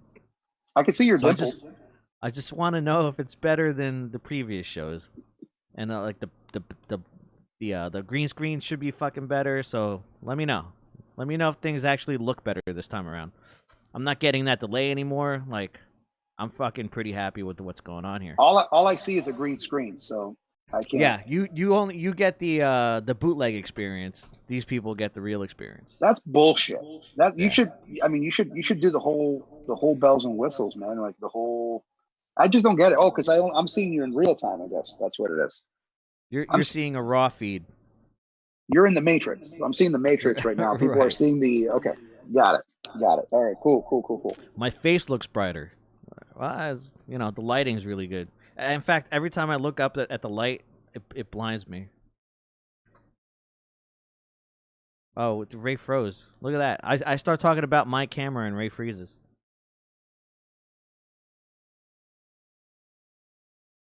No delay. All audio and video is crystal clear. I like hearing that. I look older. I am older. I am officially older by the last time you saw me. A couple of days. Today's the 16th. I'll be 42 in 4 days, guys. 42 in 4 days. What the fuck? I don't know what to do about Ray. Oh, Ray's gone. Now it's me. See, this is the Rafi he gets. I'll change it like this until he gets back. Oh, there he is. Hold on. I gotta unmute you. Bam. All right, you're back. Can you hear me? Yeah, there you go. Hey, there you go. Yay! It's great. I was scared. I was about to send out a search team for you with a Greyhound and everything. Yeah, I mean, people got to see the backstage production. They got to see the live feed. So. Oh, they got to see the green screen? Yeah. See. Hold on, let me see something first. That's all right. Okay. Cool. That's awesome. They got a little behind the scenes bonus. For my birthday, you have to buy me shots now. So everyone here needs to go to the tip function, LokiGuitarOfficial.com, right? I think that's the name of it. Fucking LokiGuitarOfficial.com. Go hit the fucking tip jar. Get me some birthday shots. Even though I'll go on again before my birthday. When is your birthday? The 20th. Oh, shit. I'll be 42 this year. Bullshit. 42, dog. You're older than me. I didn't know that. Yeah, I'm an old fuck. Yeah, it's okay. I think once you hit 30, it's like you're all the same. Yep. Until you hit like 60, then shit. Then that's when like life really tests you, like how well you fucking taking care of yourself and stuff. So that's cool. So are we drinking again or what's because this shit's I'm waiting for people. Listen, I can't just give away free shots all the time. Oh, that's true. Okay, yeah. So buy the shots so this guy can get drunk. Buy me a shot for my birthday, and we can do more shots. Other than that, have you sat on your nuts yet? No, I have not sat on my nuts. Someone recently told me though, I can't remember who it was, but that their balls dipped into the toilet water and they felt old. Rick, was that you? Yes. I forget who fucking said that to me, but someone said that to me recently. Mine don't quite hit the water, but you feel like that cooling sensation. Right. So that's where I'm at right now. So when I was in Poland, I was like, man, every guy in Poland must have a small dick. Because like the tip of my penis would hit the toilet water all the fucking time. And I'm like, that's never happened in any other country other than Poland. I'm like, these guys all must have small penises. Yep. Or they just want you to believe that. Right. So then one day you're like, let's sword fight. Yeah, but I mean, do you want the tip of your dick floating around with the fucking with the Browns in the Super Bowl. No, with the No, Cosby man. kids, with the Cosby kids in the pool. No. Yeah, like you can't be having that shit. Yep. No. You need to have. I'm surprised you would actually even use those toilets in those countries, man.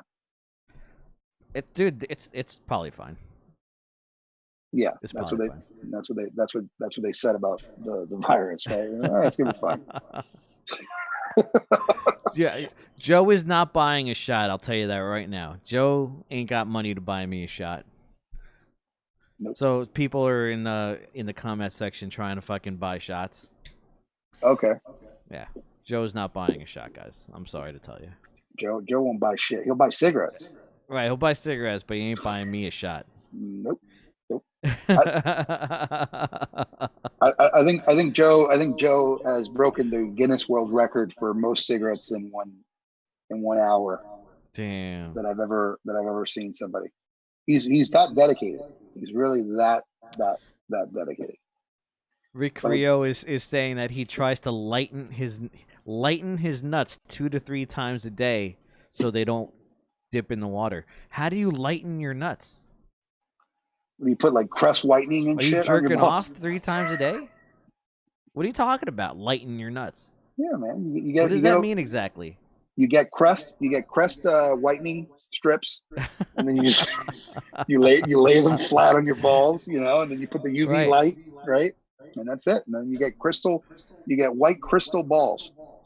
It's like it's like the castle at Never Ending Story, just it's cool. It's funny. We started off with just regular conversation, talking about tours, and then now we're talking about fucking balls after right. Well, this is always what it deteriorates to. God damn it. Someone's saying you should do Kegels. Ooh, yes. So your balls don't dip in the water? Do you do Kegels, Joe?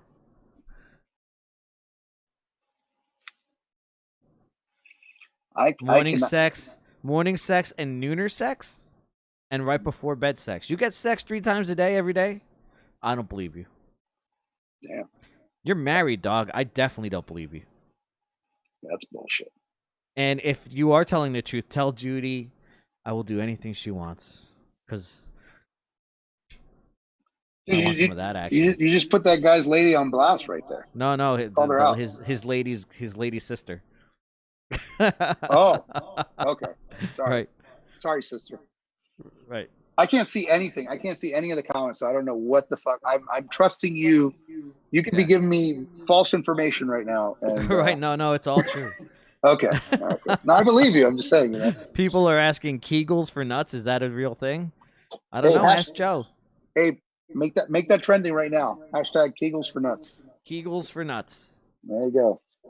Knowing is half the battle right there. You said you're a wrestling fan. Yes. Are you watching wrestling these days? Fuck no. No, not at all. Nothing. You need an audience, man. No. Nothing. Cinch. All right. I actually, no, I lied. I put a little bit yesterday because it was, I was like, fuck it. I was bored. And I literally watched it for 2 minutes and I turned that shit off. It's just, you need a live audience. Without that reaction, it's just not the same. I come from that old school Hulk Hogan, Ultimate Warrior, the audience just going fucking crazy. I can't do that. So that's where I'm at. Because wrestling is predetermined. I agree with you that you kind of need that pop. But when it comes to real fighting, I'm a big fan of UFC. I love MMA. I watch Bellator. I love all of it. Right. It does not hamper the fights whatsoever because a big fight, a real fight, right. A real fight's a real fight. Doesn't matter if there's fucking 500,000 people there or 2 people there. Like, that shit still feels the same. And, like, I'm into it. Like, the lack of crowds has not deterred me from watching MMA fights. Right. Well, you've also been conditioned because, like, the UFC fighter, it's essentially the same thing. I mean, they would fight in a freaking gym. Yep. And people still liked it. So I think that it's even like a big, when you just like, there's a big event happening and the main event's coming up and it's for everything and like that exciting feeling where you're your adrenaline's fucking pumping. Like that does not go away because there's no fans. Like it's a big fight is still just a big fight. You still feel the same way. Right. Well, you get that reaction when somebody gets knocked out, you know what I mean, or Yeah. dazed and shit, or like you get that. I still think that the audience just gives it that little. It's like the cherry Extra. on top. Yeah. Yeah. It's like when somebody gets knocked out in that fucking audience, you know what I mean? It just makes it, and you got and now it really makes sense when somebody's like running around and shit, and they're all pumped up. And also when they're fighting, you have to understand that adrenaline's kicking in, and like they hit somebody and they daze them and shit. The audience goes, "Oh!" I think that feeds the fighters a little bit as well. I think that there's that little reaction. So I could see. I still watch UFC. What do you think of the McGregor shit with him and the fucking circus? Apparently they actually agreed finally. January 23rd, him and Dustin Poirier. That poor kid's gonna get fucking slaughtered. But apparently it's now official. So good. Wasn't he supposed to fight Manny Pacquiao or some shit like that? After Poirier. So he's fighting Dustin Poirier first, and then he's gonna fight Manny Pacquiao. I don't know. I think that guy just knows how to make money, dog. Like that guy knows how to touch the right buttons, and he does it all the time. And that guy, he what love him or hate him, he just hits the right buttons every single time. Even when he's doing things wrong, like punching old men in the face, he's still doing it right. Right. But my thing, my whole big issue is that he's wasting, like he'll waste several months, almost to a year. Yeah. Where right now he's in the prime of his life. Yeah. And he's not doing anything with it. I don't think he cares because he's making that fucking whiskey money. Right. And he made $100 million fighting fucking Floyd Mayweather. So like he's already got generational wealth so in his eyes, like he doesn't need to, it's probably a waste of brain cells for him to fight in the prime of his career. Right. You know what I mean? Like, he's already made that money. And bro, I gotta tell you, it's hard to get motivated you're not as hungry as a hungry young fighter when you've already made $100-200 million. Like you're not going to be as hungry as the dude that fucking comes from nothing and just wants to rip it up. Oh, someone bought us a shot. I was dead wrong. You know what? I was proven wrong, everyone. I was proven wrong. I said Joe wouldn't buy a shot. What did Joe do? He buys a shot. Wait, is it Joe that bought a shot? JV. Oh, hey, bud. Yeah, fuck it. So, I apologize to Joe. I was wrong. I'm man enough to admit that this is expensive, by the way. This is not. I picked the wrong shit. I should have got the cheap shit. All right, there we go. Cheers. JV says you're chugging iced tea. Yeah. Yeah, it's redneck iced tea. Right. Yep. Oh fuck. Black label iced tea. They say that after you drink it a while, your throat just essentially it's like used to it. That's not true. That shit burns every single time. Delicious, but burns every single time. Yeah. Anyways, so UFC, I agree. He doesn't need the money. I just think that it's back then, like if you were a fighter, like they were all about the fight. Like the next fight, the next fight, the next fight, and he's just wasted so much of his prime. He's just different. He's like, I don't think he can be held in the same stratosphere as the rest of the fighters. The rest of the fighters have to grind. He does not. Yes. But that when he had to grind, that's when he was. That's when he was. Yeah. Mm-hmm. Exactly. Yep. But the UFC will do just fine without him because they have a bunch of fighters that I fucking love. So. Yeah. Have you seen night fighting? Have you seen that shit? Night, like N, like KN. No. Oh my god, you can see this shit on YouTube. It's fucking guys in full knight armor. That's awesome. With fucking swords. And they just like go wooden at swords? It. No, wooden swords? Fucking steel swords. Steel swords. I have to watch night fighting. Oh my God, it is so fucking crazy. I don't even know how they allow this. It has to be Europe because they're the only ones that do crazy shit like that. But it's literally full on contact with fucking swords, and some of them have, I think I saw one with a mace.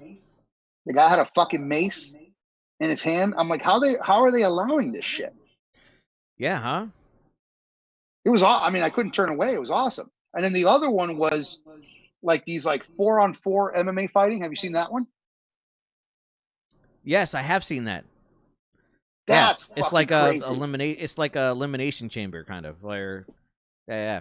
Yeah, The but they start teams, off. But they each start team off. starts off with 4 each, and then the team that loses, the next guy comes in, but the other team, that guy stays in, so they keep 4.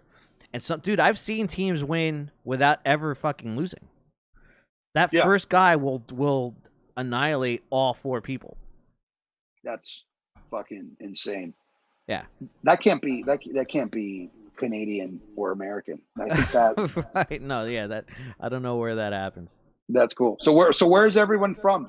I can't We see got it, but people from Glasgow here. We got people from Canada, nice. U.S. JV's and I don't know, somewhere in Tennessee. He's in the same state as me. We never see each other. Wait, I thought he moved back to Jersey. And then he didn't. I don't know what's going on. Listen, I'm not his mom, so I don't fucking know what's going on. You sure? You sure Right. about that? You sure? Yeah, Richard Dicko North's from Calgary. Or Richard, you from Calgary, dog, or where are you from? Somewhere in Alberta.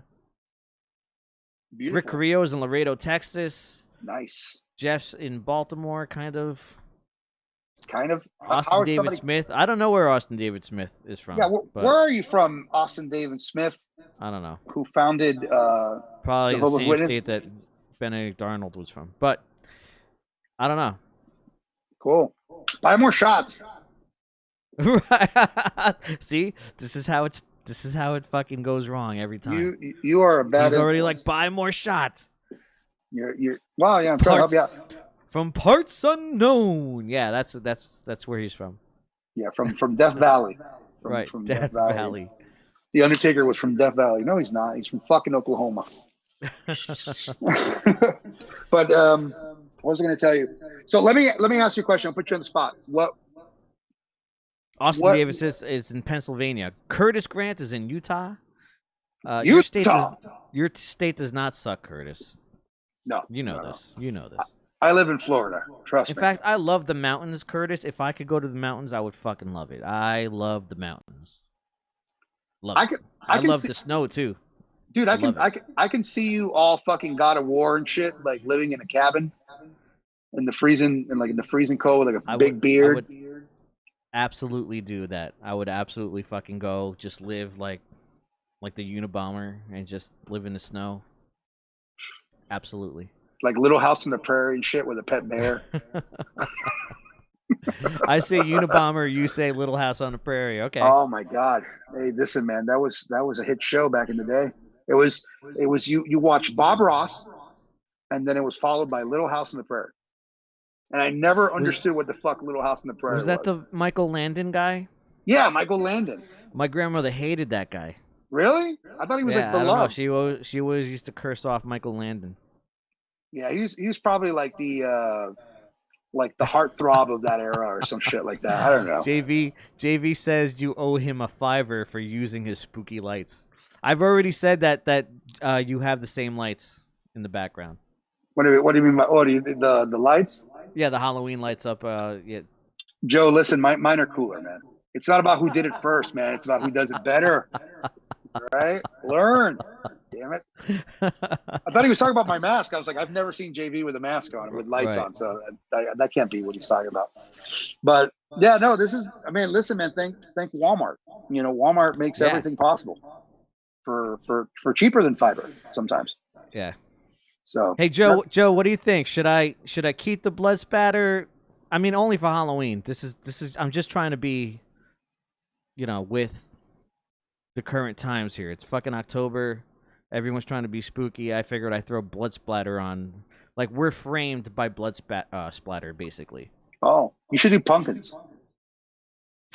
I don't know how that would look. No. But Joe will tell me if it sucks. Okay. He's pretty brutally honest usually, so. Or how's about you put like a bunker behind you with saying that you're doing a performance, and if you want to see you, then to call this secret number to find out the location of where you are. Send me location. Send me. I swear to God, I've never seen that in my life where it's like, hey, we're going to be doing this concert somewhere in Florida.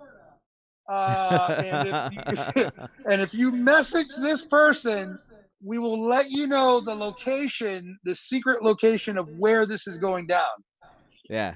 It's almost like a terrorist organization. It's so fucking stupid. I was like, so stupid. I was like, what the fuck? I thought I was watching Al Qaeda first. You know what I mean? Like they were like, damn. No, I mean, I'm being honest. I've never. I mean, maybe it's just the alcohol talking. I don't give a shit. No, I agree. I've seen things like that. That's like bad, man. That's like when it's like one of those like '90s movies and shit where the guy's like framed for murder, and he had like this like successful career, and all of a sudden now he's like hiding in the fucking bunker somewhere and shit, trying to send Morse code to people. Yeah. Hey, we're somewhere in your area. Call me first. Let me know you're coming, and we'll vet you and see if you can come to the show. That's crazy. And bring. It's like free entry with clan sheets.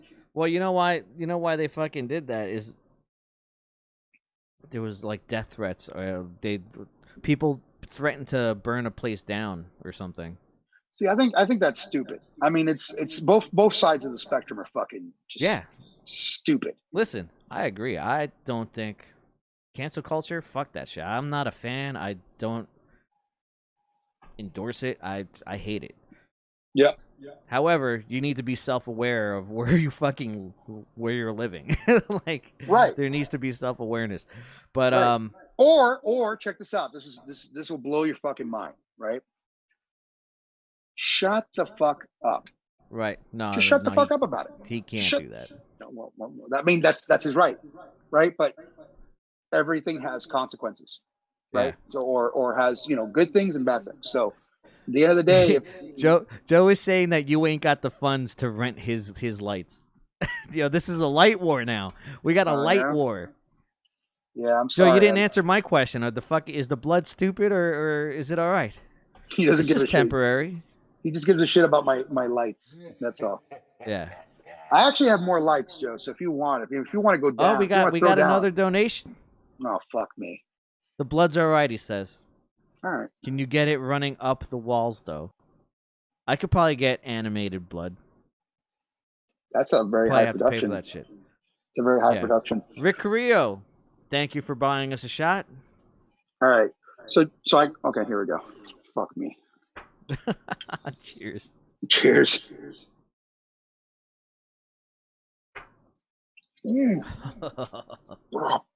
Fuck. Yep. I can't chug it anymore. I just have to drink little swigs. Yeah. Nah. Listen. But the blood's not lame, right? Like, wow, that guy might throw up in his own mask. What? Yo. Woo! Guys, I got it. Go. Keep buying shots until Ray throws up in his own mask. Oh, fuck. Well, I was thinking of doing a giveaway to any of your listeners. So we have one unreleased song, and so I guess throw some crazy questions or some shit like that, and then whoever gets it right first will get a free download. What kind of question? I don't know, whatever you want to ask. You know your audience. We got a bunch of fucking smarks out there, bro. Mm. You know what I mean? So like Joe knows all sorts of stupid shit. Well, Joe can't do it because Joe can just fucking call me and I'll. Right. So Joe, you're not part of this kind. Right. We got a bunch of smarks out there. We got to think of something clever. Yeah. And plus, he's talking mad shit about your lights right now. That's fine. Right. Joe, you can talk shit about his lights, but you don't have fucking 3 arcade games sitting behind you. Imitation is the greatest form of flattery, my friend. Check this out. Yeah. I mean, come on, that's pretty badass. Yeah, Joe. Where's your arcade, Joe? I got 3. No, I love Joe. Joe's cool. I was kissing your ass earlier. If you Yeah. joined late to the stream. Yeah, he was saying all sorts of nice things about you. We might have to change that. Yep. Fuck that guy. He's the worst bass player, guitar player, Damn. and his lights suck. Wait a People are minute. asking if you have Pac-Man back there. I do not have Pac-Man. I have I have another version of Pac-Man. Hey Joe, you know what I have? I have the fucking handheld Pac-Man thing. That's Remember what I have. that? That's what I have. With the You little have that Pac-Man too? head? With the Pac-Man head? It's a Pac-Man controller that you plug into the television and Yes. Yeah. That's what I have. But I have it in. I have that. I have that here. Shit, where do I have that? I have it here somewhere. Yeah. Ooh. I saw that in one of my boxes. If you have that, then I have someone else's, and I don't know who else that would be, but I have the Pac-Man game. Let me see. Hold on. Let me see if I can find it. One moment. Damn. This is what people do now these days. They walk away from the podcast to go do things. I'm used to it by now. This is the 3rd guest in a row. But it's alright. Arcades, not so much. Joe, you play Pac-Man. Don't fuck around here. You considered yourself like the Pac-Man champion. And remember that Tetris game we had? Come on. Yep, nope, can't find it. So yeah, so I have the Pac-Man thing. So yeah. It's here. Also, do you remember when we used to play Blitz? Me and JV used to fucking play NFL Blitz. Oh, that game's awesome. And I had like a 98-2 record against Joe. Fucking Joe was heartbroken every time. In fact, like he would come so close to beating me every time that like he was like hooked on playing it, so because he thought he was that close to beating me. Right. But it would just never happen. And sometimes I would do this miraculous come from behind victories and just tease him every time of like he came so close to tasting victory but never could. So you are what we consider a video game shark. You basically you get them to think that there's hope, and then you snatch it away at the last second. Yeah, that's exactly what I was doing. Yeah. Oh my god, you guys are insane. How long have you guys known each other? Would you say? Me and Joe since '98, I believe. Joe will tell me if I'm wrong, but I think like '98-ish. That was late a great '97, year. early '98, something like that. Oh yeah, that was during the NSYNC days. That was a great year. Yeah. If you look at pictures of me from back then, I look like a gothic Backstreet Boy. Oh yeah. Like I got the fucking tight fucking chops, right? Right. I'm wearing like guy liner and just the fucking goat, right? Just here. And yeah, and I was a good-looking young kid, fucking skinny. I looked like a gothic Backstreet Boy. Oh, stop it! You look great. You don't look a day over 25. See that people can't tell my age. He whooped old man Gray's ass in that, made him go into my room and sign all my Misfits shit. What? Blitz? Or Pac-Man? Probably Blitz. Hey man, Blitz. I'm waiting for NFL Blitz to come out in small arcade form so I can put it in my game room. So, well, I'm hoping. I like I said, I'm getting NBA Jam. I got that one coming. Ninja Turtles. How much is an arcade game like that? Well, there's a company called Arcade 1-Up. So they do like, I guess, smaller scale, like 1/3 scales of these cabinets. So they retail anywhere from like $200-$300 to $400 or $500, depending on like their 4-player, 3-player. Right. But the cool thing about them is how tall are these? Could you stand up next to it? I mean, a child can. They have what the risers, and then basically the risers, yeah, you could stand up. Okay. They've become more popular now. They have one for like Altered Beast. Uh, they just, I mean, they're going crazy, and they're releasing now like car. They're actually releasing one that's for like car, like California Cruising USA, I think it is, that they're Fuck doing. yeah. Deer, I I think it's love that game. Deer Hunter. They're coming out. It's I pretty was at cool. the sausage. I was at the Sausage Castle, and he has the fucking sit-in Outrun USA or whatever it was called. Wait. What did you call it? The what? It's called the Sausage Castle. Is that like a nickname that you have, or is it like? No, that's the name of the mansion. It's a mansion that Mike. You know who Gary Busey is? Yes. Well, his nephew Mike Busey has this mansion in Florida, and basically all he does there is party. Okay. And he has just these crazy fucking parties for. He's got blowjobs for Veterans Day. Like when it's Veterans Day, he has blowjobs for Veterans Day. Really? Yeah, it's fucking awesome. Mike, yeah, Mike Busey is the fucking shit. Anyway, he's got this mansion in Florida, but he's got video games all in his living room, and he has Outrun USA. But he's got like you sit in it, and it's the dual player. Oh Fucking shit! sit down, sit in it. Yeah, the full race car game, like right in his fucking living room. It's awesome. Fucking yeah, that is fucking awesome. I'd love to do that. I don't have that much space. He's got foosball fucking tables, lanes in his fucking one room. Like, so he's got like a dual foosball thing going on. It's awesome. Foosball. The Sausage Castle. Look it up. I'm afraid to. I was there, and our good friend Dean had a bad night there. I can't say what happened, but it was fun. If it's called the Sausage Castle, I would be afraid to find out what the the door cover is. You know what I mean? Right. I don't know about that shit. Dude, we had a crazy story. I mean, I'm not making fun of anybody, but we had we had a story where we were playing in fucking Houston, I think, and I think I was seeing some girl at the time, and she allowed us to stay at her house after the show. So we get there, and she's got like a gay roommate. Nothing wrong with that. That's totally cool, right? What's not fucking cool is that one of my band members, like they all had to sleep in the living room. Obviously, you know, I was with the girl, so we had a room, and they fucking wake up at 2:30 in the morning, and the guy's sitting like Indian style in front of the TV. He had like a tube TV, and he was watching gay porn at 2:30 in the morning with all the band members surrounding him. And so I wake up, you know, I'm all fucking refreshed and shit. You know, I'm waking up and I'm getting there, and they were all, and Joe knows Austin. Joe knows exactly how Austin is. He was a drummer.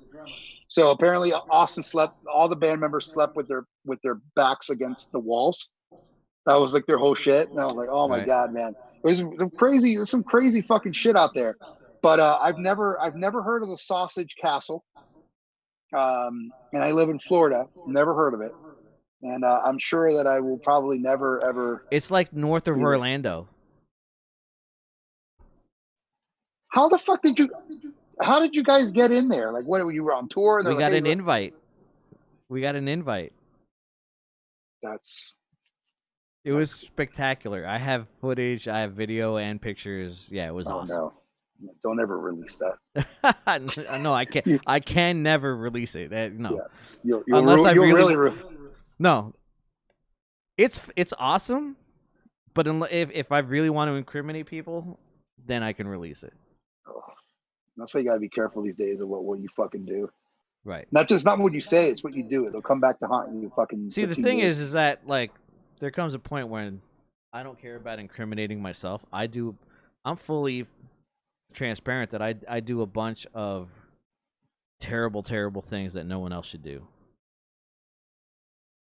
but like what? So I don't care about incriminating myself, but other people don't like it when I incriminate them. So nobody does. Nobody does at all.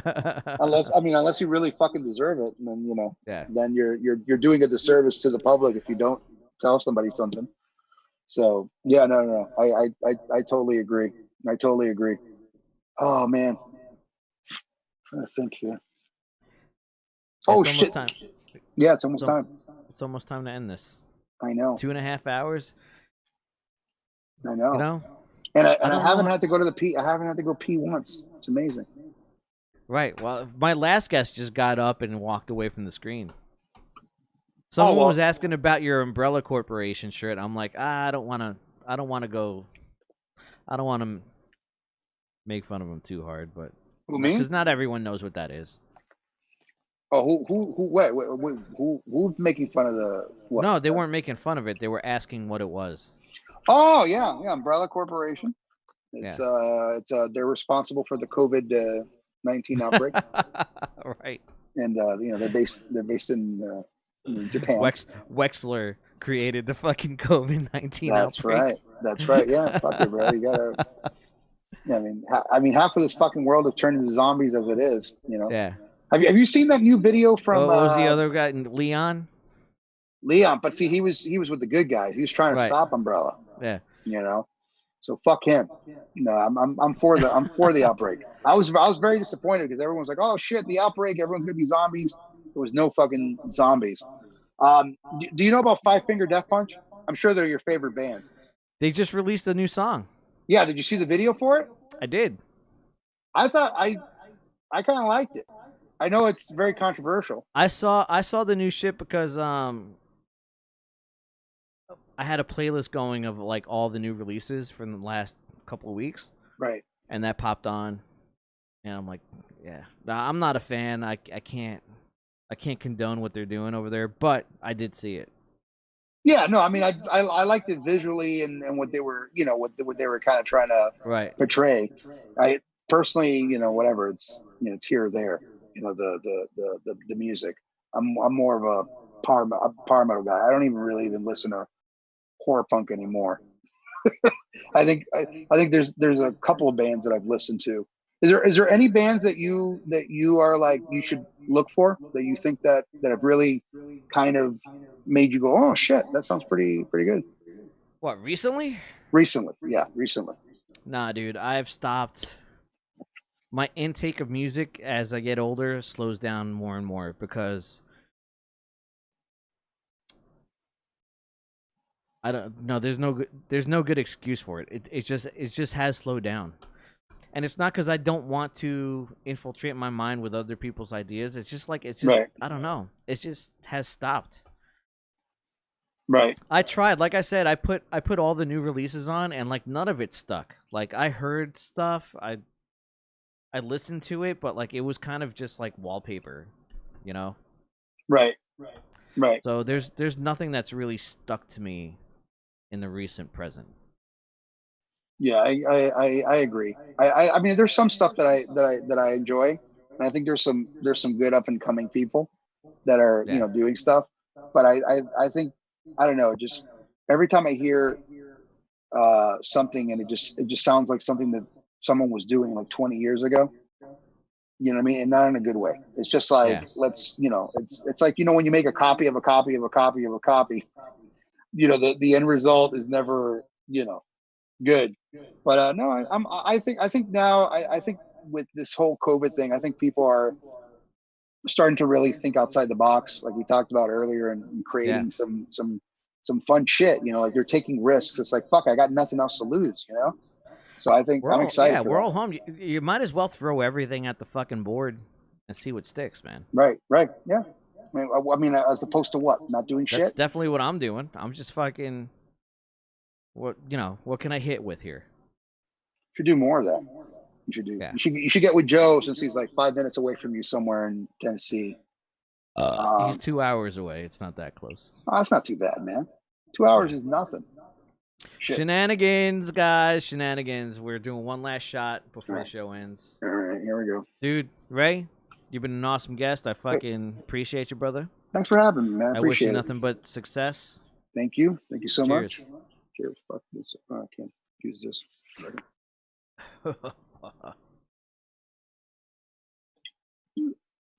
No, we're not paying Joe. We are.